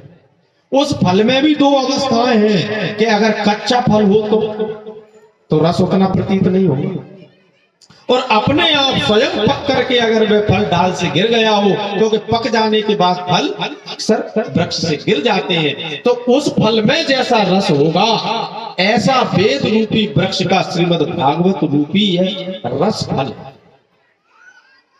इसलिए श्रीमद् भागवत की श्रेष्ठता का वर्णन किया।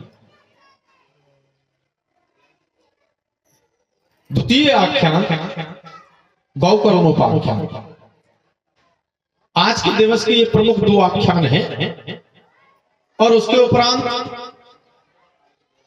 देखिए, आपसे निवेदन करेंगे,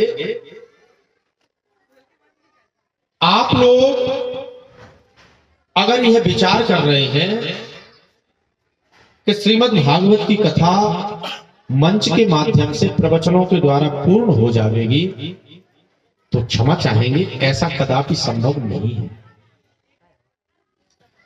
श्रीमद् भागवत का आयोजन जो हमारे स्वामी जी के द्वारा ये कराया जा रहा है, ये विधिवत पूर्ण अनुष्ठान के रूप में किया जा रहा है।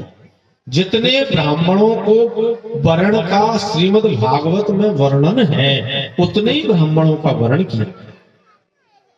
श्रीमद् भागवत की कथा जब उठा करके आप पढ़ेंगे, उसमें है आचार्य के अतिरिक्त 5 और ब्राह्मणों का वर्ण किया जाए। साप्ताहिक विधि से जो कथा का पूरा वर्णन है उसमें, तो आचार्य के अतिरिक्त 5 और ब्राह्मण का वर्ण किया जाए। ओम नमो भगवते वासुदेवाय नमः, इस मंत्र का जप किया जाए। पूरा उसका विधिवत पूरी विधि लिखी हुई है। कैसे कैसे साप्ताहिक विधि से आप इस कथा को श्रवण करेंगे, तो जिस प्रकार से लिखा हुआ है, ठीक उसी भांति से इस कार्य को किया जा रहा है। और पूरी श्रीमद् भागवत कथा, जिसमें लगभग 18,000 श्लोक हैं, यह तो मूल पाठ में ही पूर्ण होगी। जो हमारे विद्वत श्रेष्ठ केशव शास्त्री जी, दिलीप शास्त्री जी और पंडित भुवनेश्वर शास्त्री जी जो कर रहे हैं मूल पाठ, उस मूल पाठ में ही कथा के 18,000 श्लोक पूर्ण होंगे।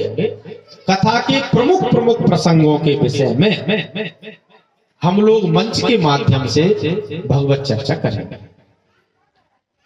देखिए, निवेदन ये है, श्रीमद् भागवत में 12 स्कंद हैं और 335 अध्याय हैं। 12 स्कंद हैं।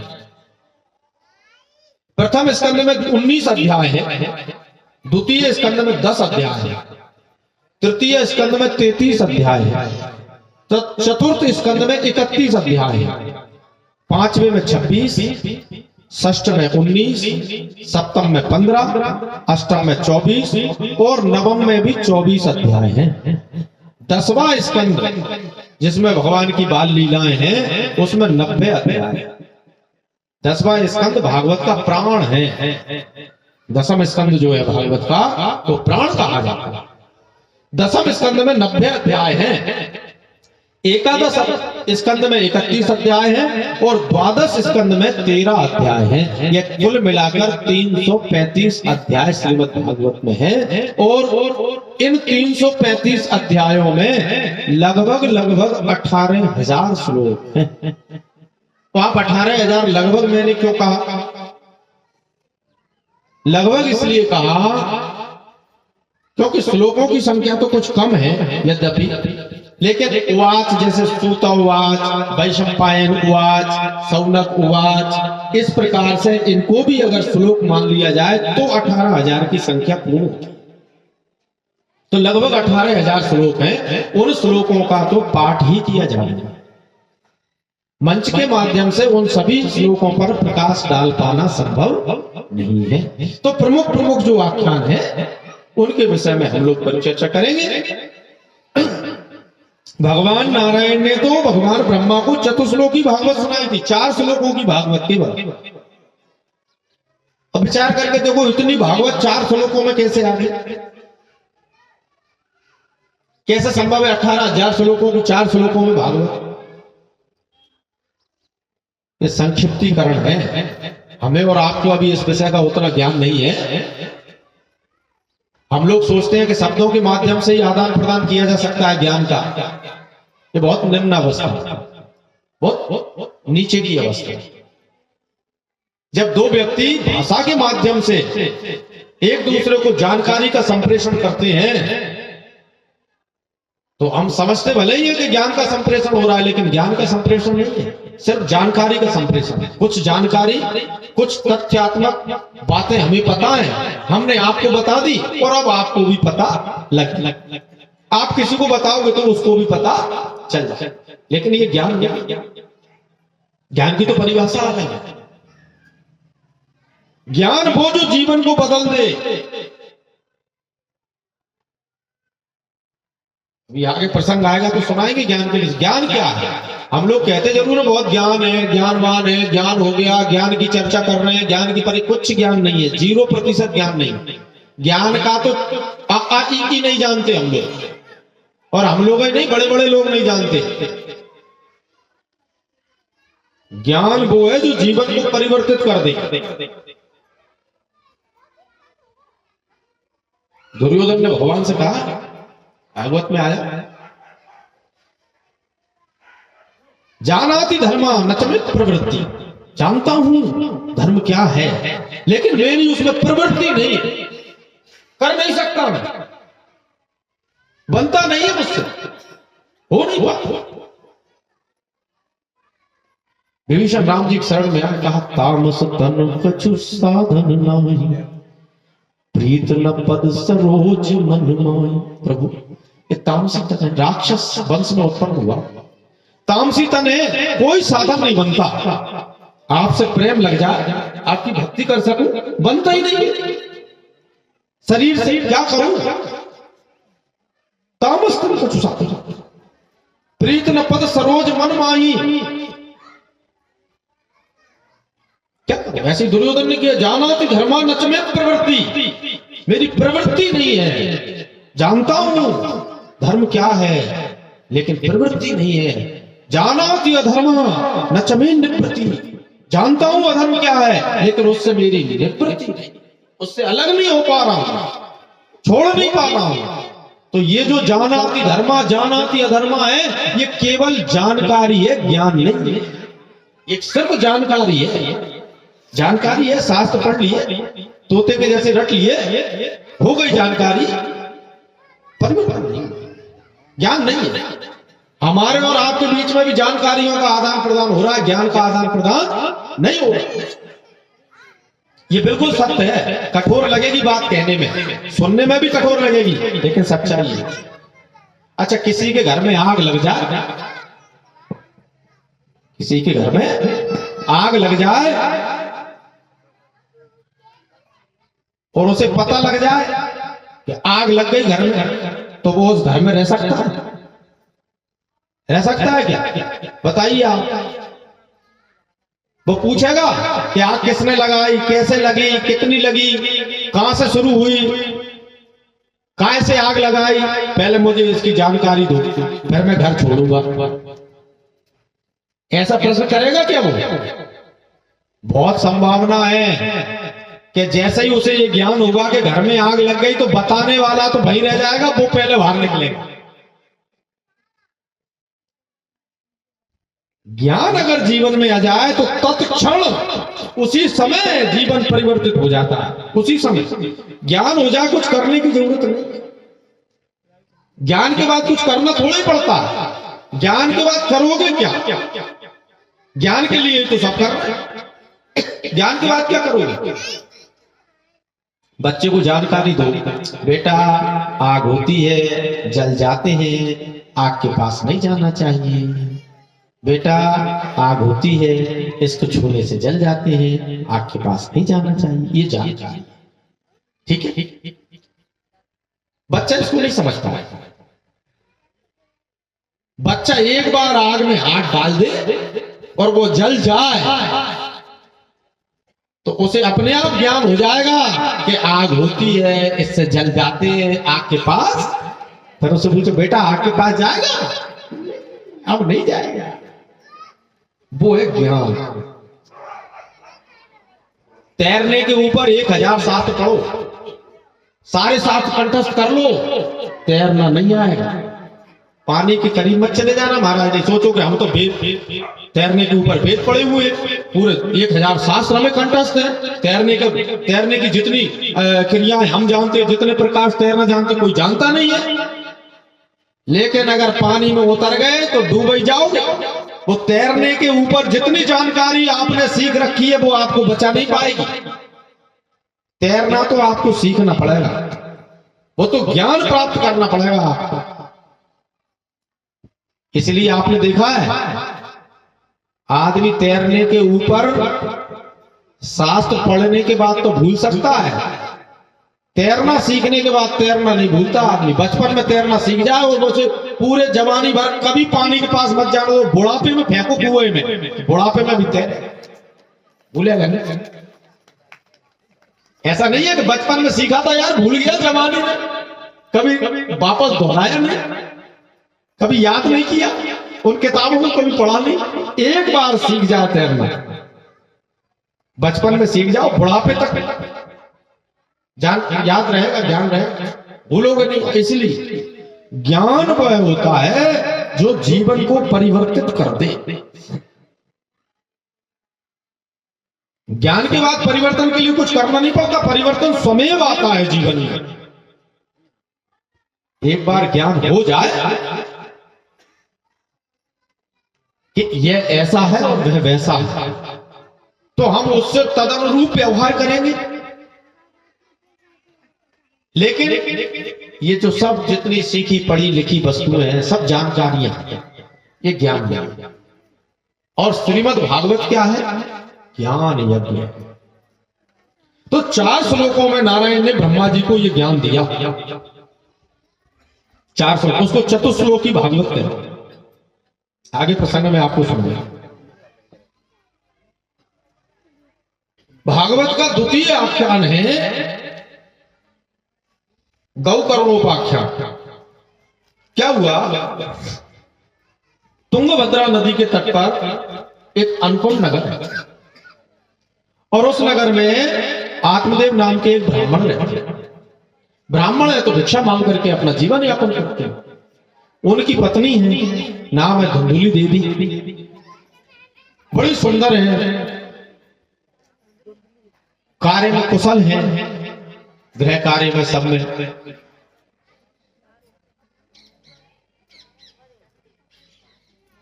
अब एक परेशानी ये है उनके यहां कि कोई संतान नहीं है। कुछ समय तो आस बंधी रहती है व्यक्ति को कि हो जाएगी, हो जाएगी। अच्छा, ये जो आशा है ना, ये बड़ी कमाल की चीज।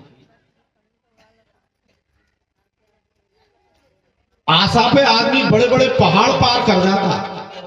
आशा बंधी रहे, आशा की लोट टिमटिमाती रहे थोड़ी बहुत, भविष्य में ऐसा हो जाएगा, ऐसा हो। बड़े बड़े दुख बड़े से बड़े दुख आपके ऊपर आएंगे, बड़े से बड़े दुखों को आप सहन कर जाओगे। उम्मीद बंधी रहनी चाहिए केवल कि आगे कुछ अच्छा हो जाएगा। अभी कष्ट सहन कर लो, आगे कुछ अच्छा।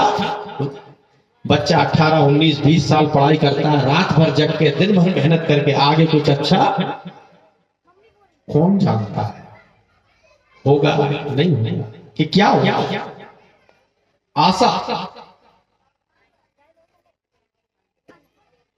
शंकराचार्य जी ने एक पद लिखा है, भज गोविंदम भज गोविंदम भज गोविंदम मूढ़मते। उसमें उन्होंने लिखा है, पुनरपि जननम पुनरपि मरणम पुनरपि जननी जठरे शयनम कालः क्रीडति गच्छति आयु तदपि न मुञ्चति आशापाशम भज गोविंदम भज गोविंदम गोविंदम भज मूढ़मते। आदि शंकराचार्य का पद है। पुनरपि जननम पुनरपि मरणम, पुनः जन्म होता है, पुनः मृत्यु होती है, पुनः गर्भ में रहना पड़ता है। कालः क्रीडति गच्छति आयु, काल खेलता रहता है। प्रातः सायं शिशिर वसंत दिनमपि रजनी सायं प्रातः शिशिर वसंतौ पुनरायाता कालः क्रीडति गच्छति आयु। प्रातः काल होता है, सायंकाल हो जाती है, शिशिर ऋतु आती है, बसंत आती है। इसी तरह वर्ष पर वर्ष व्यतीत होते जाते हैं, लेकिन आशा से कभी मुक्ति नहीं होती। जब व्यक्ति बच्चा होता है तो आशा लगती है कि जब मैं जवान हो जाऊंगा, सारी परिस्थितियां मेरे कंट्रोल में होंगी, मेरे आधिपत्य में होंगी, मैं उन सबका स्वामी होंगी। जब जवान हो जाता है तो दूसरी परिस्थिति आ जाती है। पर सोचता है अभी तो मेहनत कर लें, ये संपत्ति बना लें, वो घर बना लें, बच्चों का विवाह कर लें, ये कर लें, वो कर लें, और इन सब करने के बाद फिर फुर्सत से जिएंगे, आनंद लेंगे जीवन का। तब सारी परिस्थितियां, जब उत्तरदायित्व सारे निभ जाएंगे, तब सारी परिस्थितियां हमारे आधिपत्य में होंगी, तब जिएंगे। बच्चों के विवाह भी हो जाते हैं, घर मकान दुकान सब हो जाता है, व्यापार व्यवसाय नौकरी चाकरी सब हो जाता है। उसके बाद शरीर को रोग घेर लेते, फिर सोचते हैं अब ये बीमारी अच्छी हो जाएगी तब जीऊंगा, वो बीमारी अच्छी हो जाएगी तब जीऊंगा, ये हो जाएगा तब वो हो जाएगा, ये और वो में आशा लगी रहती है। और अंततः वो क्षण आ जाता है। कौन सा क्षण? आप समझ गए? वो क्षण तो सबके जीवन में आने वाला। चाहे लगा लो तेल चमेली, चाहे लगा लो तेल चमेली, चाहे लगा लो सेंट, जगत में कोई न परमाने, कोई न परमाने, जगत में कोई न परमाने, जगत में कोई न परमाने। चाहे लगा लो तेल चमेली, चाहे लगा लो तेल चमेली, चाहे लगा लो तेल चमेली, चाहे लगा लो तेल चमेली, चाहे लगा लो सेंट, जगत में कोई न परमाने, जगत में कोई न परमाने, जगत में कोई न परमाने, जगत में कोई न परमाने।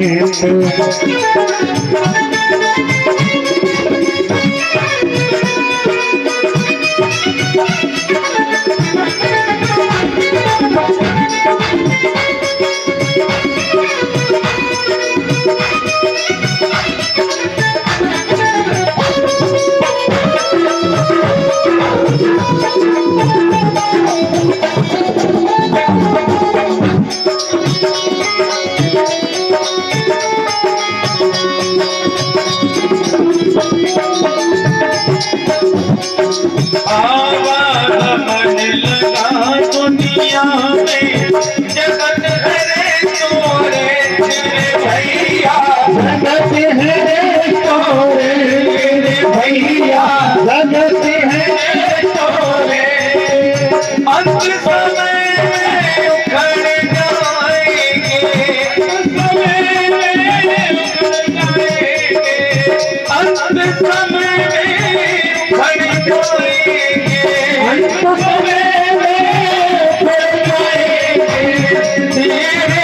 फूटे के जगत में कोई न परमाने, जगत में कोई न परमाने, जगत में कोई न परमाने, जगत में कोई न परमाने।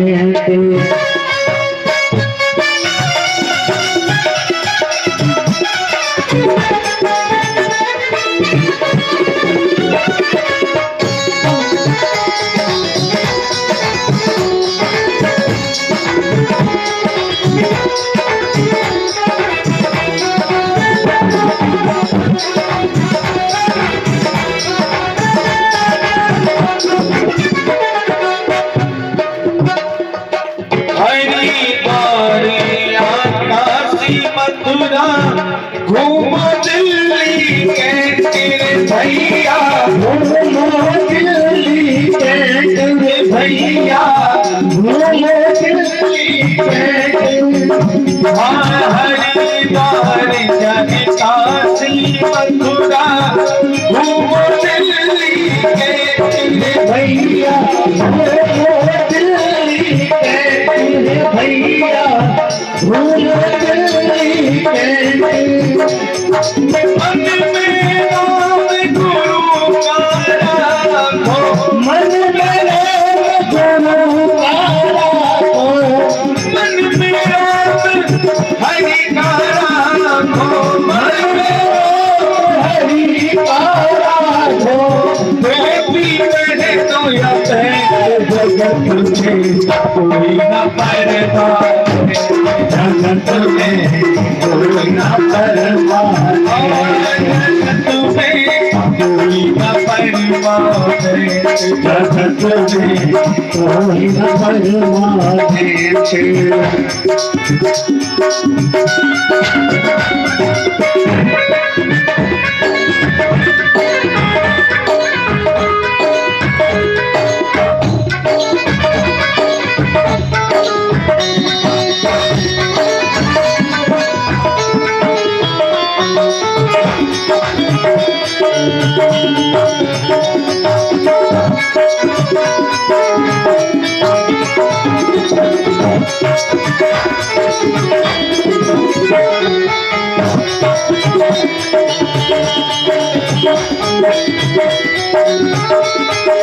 राष्ट्रपति हो खड़े दल जनरल, या भैया,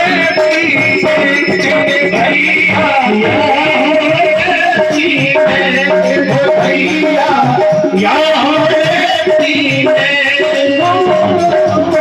राष्ट्रपति हो कर्नल जनरल, या भैया,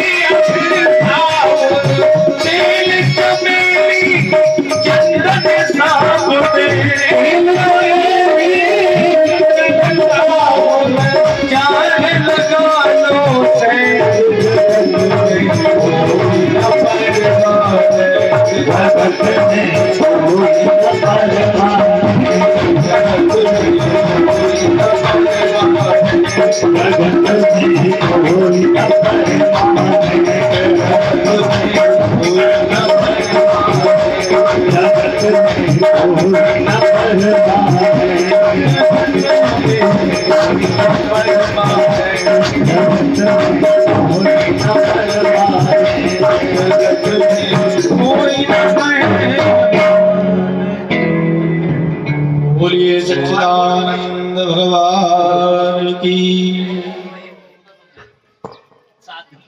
वस्तुता तो यही सत्य है, जगत में कोई न परमार है, हमेशा के लिए कुछ नहीं है।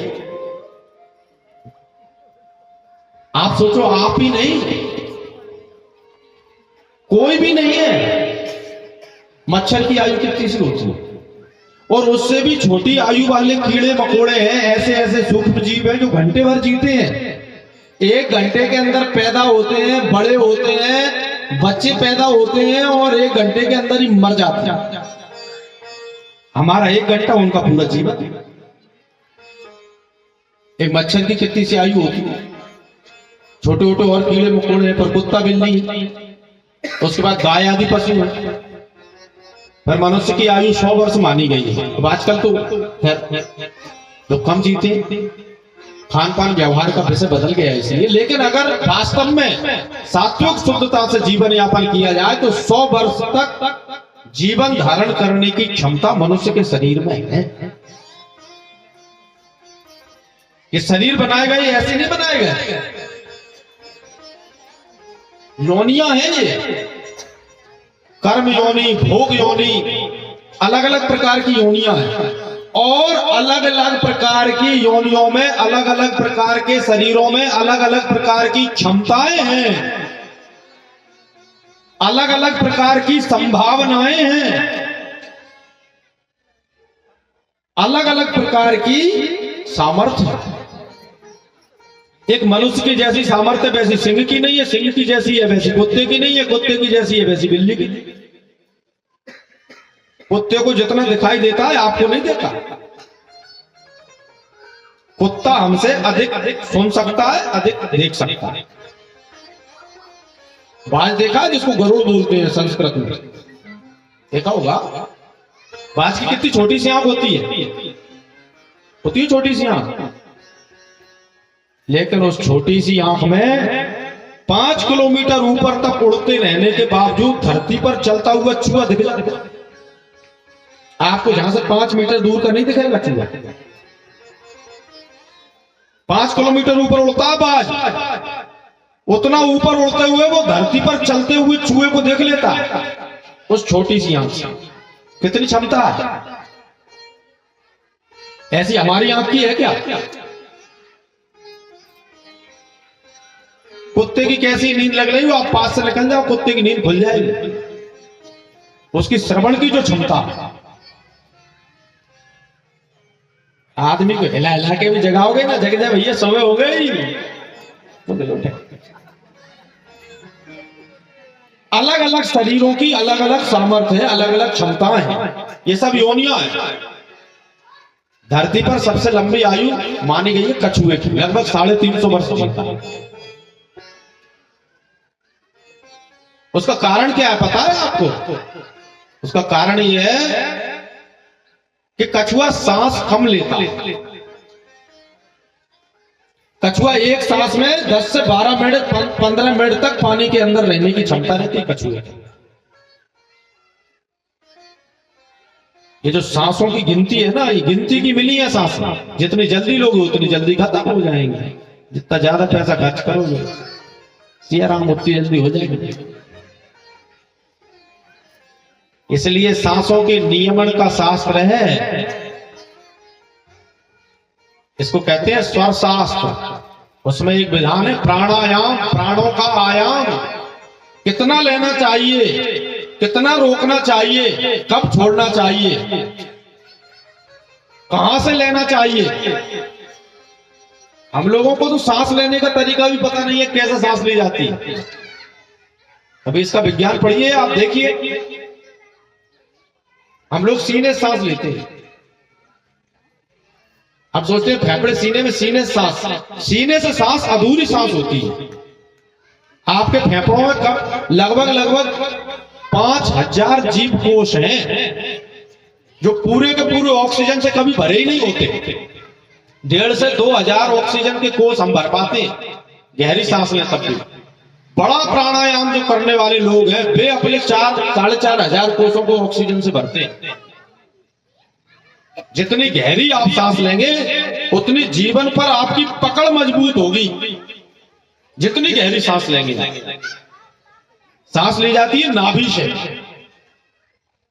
तो ये इसका पूरा विज्ञान है। बहुत समय साथ बातें हैं, ढेरों चीजें हैं। अभी हमारे पंडितों के मुख से आपने वेद सुने होंगे।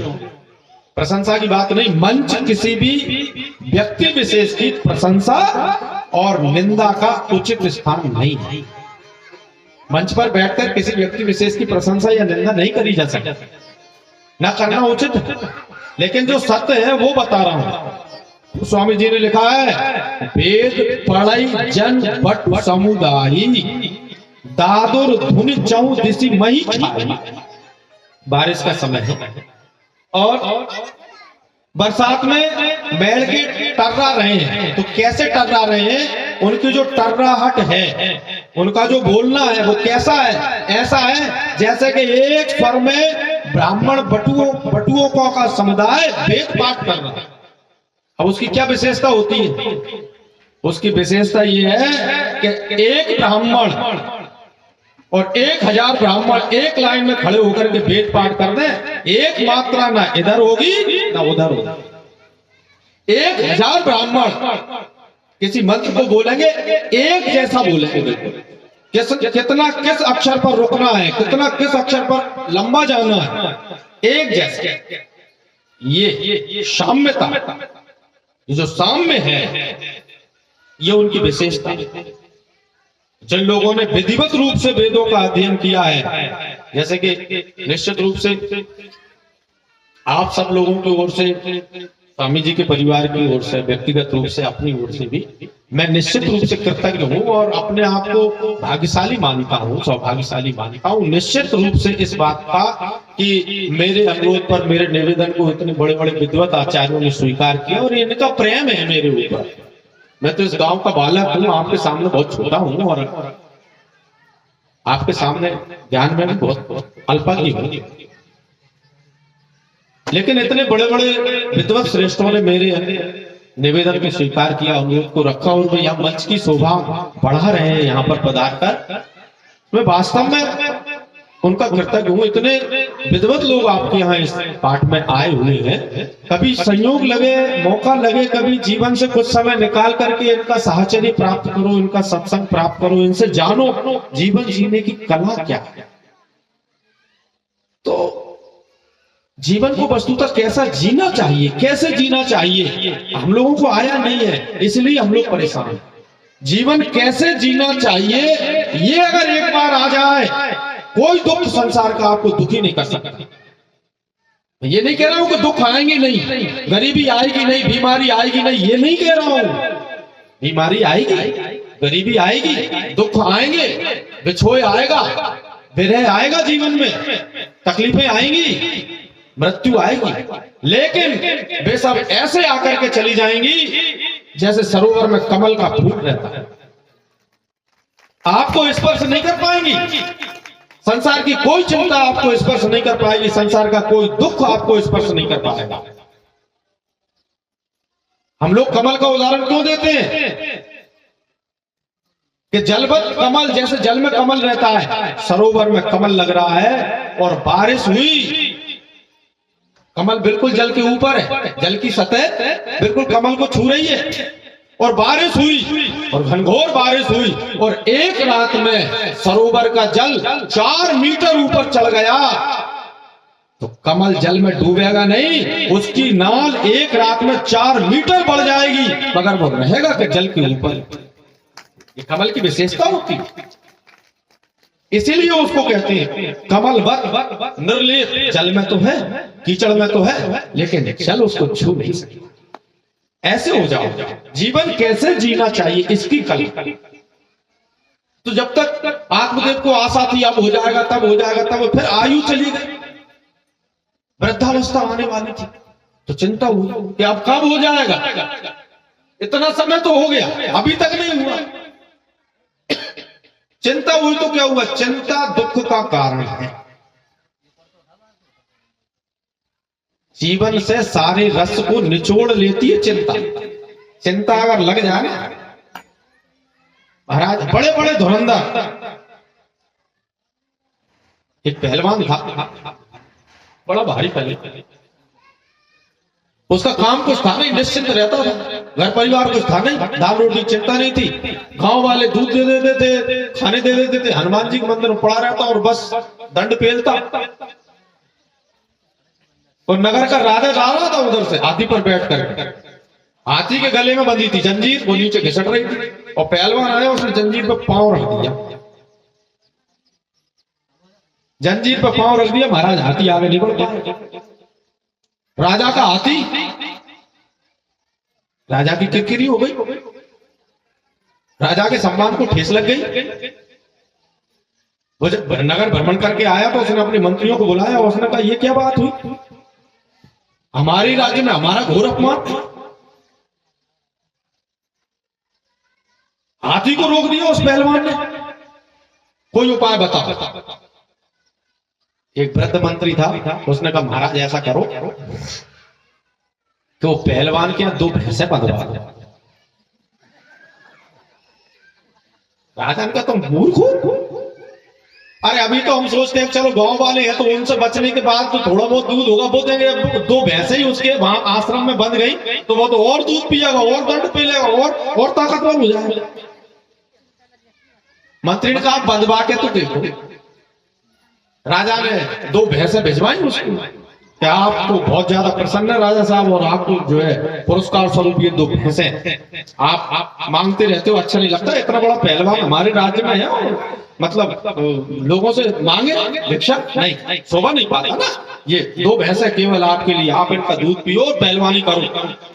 वो बहुत प्रसन्न हुआ पहलवान ने, बड़ी अच्छी बात है, बताओ तो मांगने जाना पड़ता, नहीं जाना पड़ेगा, घर में दूध हो जाए। लेकिन महाराज भैंस कोई मुफ्त में तो दूध नहीं देगी, है फ्री में दे देता है। संसार में कोई भी वस्तु फ्री में नहीं मिलती, मिट्टी भी फ्री में नहीं मिलती, कीमत चुकाना पड़ता है हर चीज की। सुबह सुबह उसे खोल के ले जाना, चारा डालना, फलाना ढिमका, पानी, ये वो, नहलाना धुलाना। अब वो उसे चिंता हो गई भैंसों की, सुबह उठे, व्यायाम न करे, पहले भैंस को खोल के ले जाए चराने, पानी पिलाए, सानी करे, ये करे, वो करे, नहलाए धुलाओ, दिन भर वही 4-6 महीने बाद जब राजा की सवारी दोबारा उधर से निकली और फिर से वही राजा की हाथी की जंजीर जो नीचे घिसट रही थी, अब की पैर रखा तो महाराज खुद ही घिसट के चले। चिंता सांपिन को नहीं खाया, ऐसा कौन है जिसको चिंता रूपी सांप ने न खाया। चिंता और चिता में एक बिंदी का अंतर है बस। चिंता से बिंदी हटी और चिता बनी। तो चिंता अगर किसी को लग जाए तो महाराज घुन की तरह खा जाती है उसको। कितना ही आप उसे पौष्टिक भोजन दो, उसके शरीर को नहीं लगता। तो चिंता लग गई आत्मदेव को, उन्होंने कहा क्या करें, अब कब होगा। विचार करते करते जो है रात दिन उसी चिंता में निमग्न रहने लगे। एक सरोवर के किनारे पहुंचे, वन में सरोवर था, पानी पिया, उधर से लौट रहे थे, सन्यासी का दर्शन हुआ। सन्यासी से भेंट हुई, सन्यासी ने पूछा भाई बहुत उदास दिखते हो, क्या बात। उन्होंने कहा अरे क्या सुनाऊं, जीवन ही व्यर्थ है, सब कुछ किया मगर कोई संतान नहीं है। तो संतान नहीं है तो उन्होंने कहा मेरे ही नहीं है, ये नहीं है, मैं कोई गाय पालता हूं तो उसको भी कुछ नहीं होता, मैं पेड़ लगाता हूं तो उसमें फल नहीं लगते।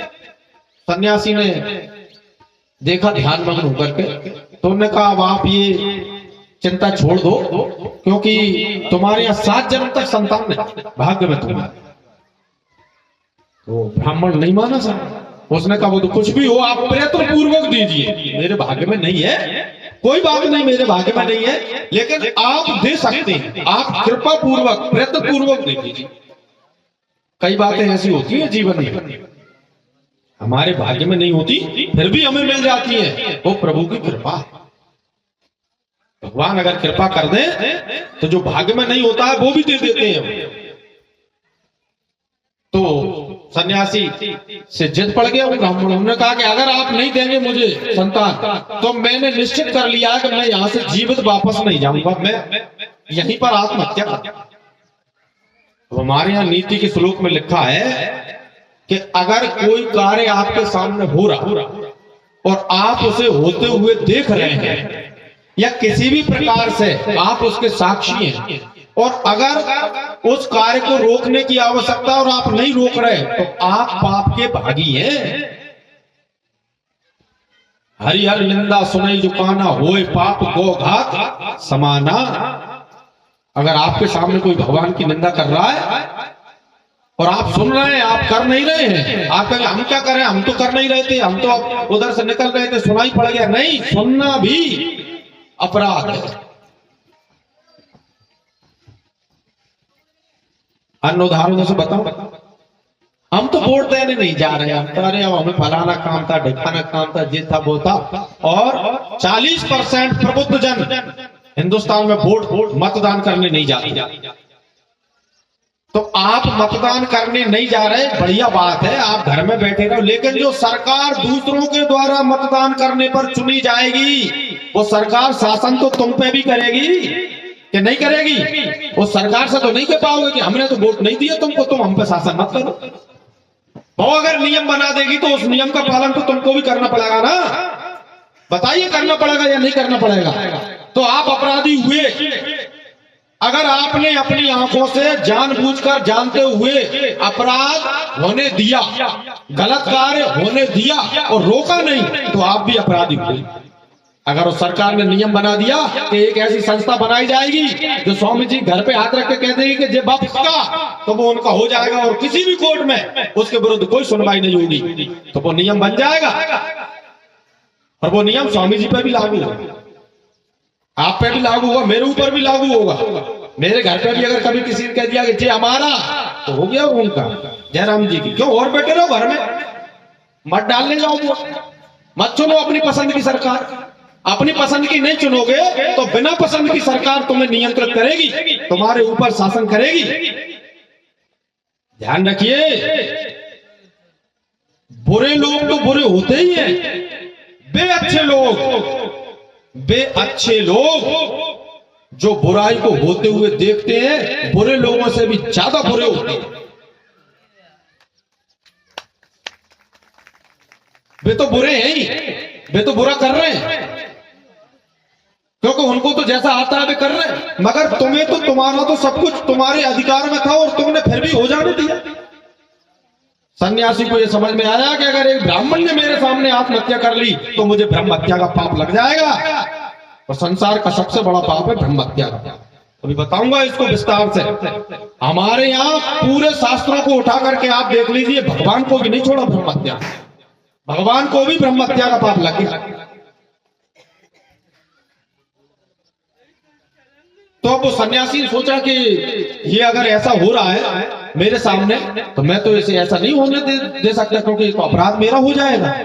तो सन्यासी ने उसको एक फल दिया और कहा कि इसे अपनी पत्नी को खिला देना, और समय पा करके उसको बढ़िया एक पुत्र उत्पन्न हो। तो आत्मदेव बहुत प्रसन्न हुए, वो फल को ले गए और उन्होंने अपनी पत्नी धुंधुली को दिया और कहा कि प्रिय, तुम ये फल खा लो, इसके खाने से तुम्हें जो है पुत्र उत्पन्न होगा समय। अब वो धुंधुली विचार करने लगी कि अगर मैंने ये फल खा लिया तो वैसे तो कई फल से बच्चे होते हैं, लेकिन कई वास्तव में ही ऐसा हो गया, अगर मैंने फल खा लिया तो मुझे गर्भ रह जाएगा, वो गर्भ रह जाएगा तो मुझसे भोजन कब होगा, क्योंकि पेट की जगह तो उतनी है। तो गर्भाशय की थैली और अन्न की थैली दोनों करीब करीब है। तो गर्भाशय में जब गर्भ का विस्तार होता है तो अन्न की थैली छोटी हो जाती है। तो महिलाएं जो गर्भवती होती हैं वे कम खा पाती हैं, भोजन ठीक से नहीं हो पाता, इसलिए बार बार उनका मन खाने की वस्तु पर चलायमान है। उसका कारण है, उसके पीछे का जो रीजन कहते हैं ना, मन चल रहा है। तो मन क्यों चल रहा है, इसलिए चल। तो उसने सोचा कि वो जब मैं खा नहीं पाऊंगी तो कमजोर हो जाऊंगी, कमजोर हो जाऊंगी तो घर के कामकाज कैसे होंगे। और फिर चलो गोली मारो, घर के कामकाज तो किसी से भी करा लेंगे, लेकिन अगर मान लो गांव पर डाकुओं ने हमला कर दिया तो मैं भाग नहीं पाऊंगी। अब तो देखो कल्पना है कहां तक जा रही है। अभी कुछ हुआ नहीं है, ना गांव पे डाकुओं ने हमला किया, ना कुछ हुआ, ना फल खाया, ना गर्भ रहा, लेकिन वो तो कल्पना की उड़ान है, चल रही है। उसने कहा गांव पर डाकुओं ने अगर हमला कर दिया तो मैं भाग नहीं पाऊंगी, तो मैं पकड़ी जाऊंगी, तो डाकू मुझे मार डालेंगे। तो ऐसी मुसीबत कौन उठाए? फिर उसके मन ने कहा कि अरे हाँ, ऐसा कहीं होता, अभी तक नहीं किया, गांव पर डाकुओं ने हमला, अब कर देंगे। तो उसका मन फिर दूसरा, देखो मन बड़ा चंचल है, बड़ा अपना काम निकालने के लिए मन 100 तरह की तरकीबें अपना। मन ने फिर उसे बहलाया, मन ने उससे कहा कि कहीं ऐसा, चलो ठीक है नहीं मान रहे, चलो डाकुओं ने हमला नहीं किया, तो भी गर्भ के बाद प्रसव में बहुत सारी मुसीबत है। प्रसव के उपरांत महिला का दूसरा जन्म माना जाता है, और बच्चा ठीक ठाक हो भी जाए तो उसके पालन पोषण में बहुत दिक्कत है। तो इतनी झंझट कौन पाले? तो ऐसा करते हैं कि जब फल गाय को खिला देते हैं, तो गाय भी बांझ है, तो फल की भी परीक्षा हो जाएगी कि फल से कुछ होता है कि नहीं होता। और उसकी बहन से ये वो परामर्श कर रही थी, तो उसकी बहन ने कहा कि तू ऐसा कर कि तू जो है कपड़े अपने पेट पर बांध कर इस तरह का प्रदर्शन करके तू गर्भवती हो गई है, और तूने फल खा लिया और तू गर्भवती हो गई, और मुझे कुछ होना है, तो मेरे पास वैसे ही पूर्व से ही 6-7 बच्चे हैं, और बच्चों की मुझे जरूरत नहीं है, मैं अपना बच्चा तो दे दूं, ऐसा ही हो जाएगा कि तेरा ही बच्चा है। तो उसने क्या किया, फल तो गाय को खिला दिया, और खुद जो है पेट पे कुछ कपड़े आदि बांध करके इस प्रकार का प्रदर्शन करने लगी कि जैसे गर्भ। अब बेचारे वो आत्मदेव ब्राह्मण पुरुष वैसे ही ज्यादा कुछ समझदार नहीं होता है इन मामलों में। उसने सोचा हो भैया ठीक है, तो कुछ समय हुआ, कुछ काल व्यतीत हुआ। काल व्यतीत होने पर धुंधुली देवी के बहन के यहाँ बेटा हुआ। वो बेटा चुपके से उसने ला करके धुंधुली को दे दिया, और धुंधुली ने ऐसा प्रचारित करवा दिया कि हमारे पुत्र हो गए। सारे गांव में खुशी मनाई, क्योंकि वो एक ही ब्राह्मण थे, पूरे गांव के गांव वाले सब चाहते थे कि भाई इनका वंश आगे बढ़े, तो आगे कोई ब्राह्मण। आप बताओ, अगर मान लो ब्राह्मण नहीं होते, आप कथा कौन से करा? तो गांव के लोग भी सोच, देखो गांव की भी एक पूरी व्यवस्था है, एक अच्छा नाई, एक अच्छा कुम्हार, एक अच्छा धोबी, एक अच्छा जो है जूते बनाने वाला, अच्छा खेती करने वाला, अच्छा जो है बढ़ई लकड़ी का कारीगर। मतलब ये सब गांव में एक परिवार पहले हुआ करते थे। अच्छा पंडित, पोथी पत्र दिखाने किसके पास जाओ, मतलब जगह पंडित नहीं है, पर दूसरे गांव जाना पड़ेगा कि नहीं जाना पड़ेगा? तो गांव वाले भी ये सोचते थे हमारे महाराज के कोई हो तो हमारी भी व्यवस्था आगे बढ़ गई। तो सबने बड़ा उत्सव मनाया, बहुत समय तक वो उत्सव चला। उसके 3 महीने के बाद गाय को भी बेटा हुआ। गाय को भी मनुष्य के जैसा बेटा हुआ। उसके कान केवल गौ के समान। तो आत्मदेव ने उस गाय के बेटे का नाम रखा गोकर्ण, और अपने बेटे का नामकरण करने का विचार किया। तो धुंधुली देवी जिद पड़ गई। उन्होंने कहा ऐसा है कि गर्भ का कष्ट सहे हम, प्रसव का कष्ट सहे हम, पालन पोषण का कष्ट सहे हम, और नाम रखो तुम। ऐसा नहीं होगा, नाम हम रखो।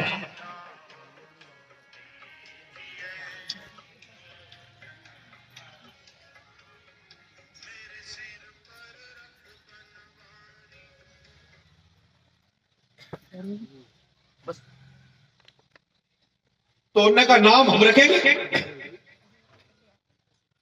अब देखिए मैं आपको बताऊं, नाम की बड़ी महिमा है, सुन लो आप। 2 मिनट का अतिरिक्त मैं ले रहा हूं, लेकिन जीवन में बढ़िया बात बता रहा हूं। हमारे यहाँ संस्कृत में एक सूक्ति, यथा नाम तथा गुण। जैसा नाम होता है उसके अनुरूप वैसे ही गुण उसमें विकसित हो जाते हैं।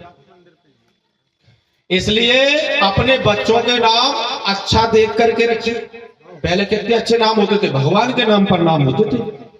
अब तो कुछ तो भी गोलू बोलू ढोलू ढोलू।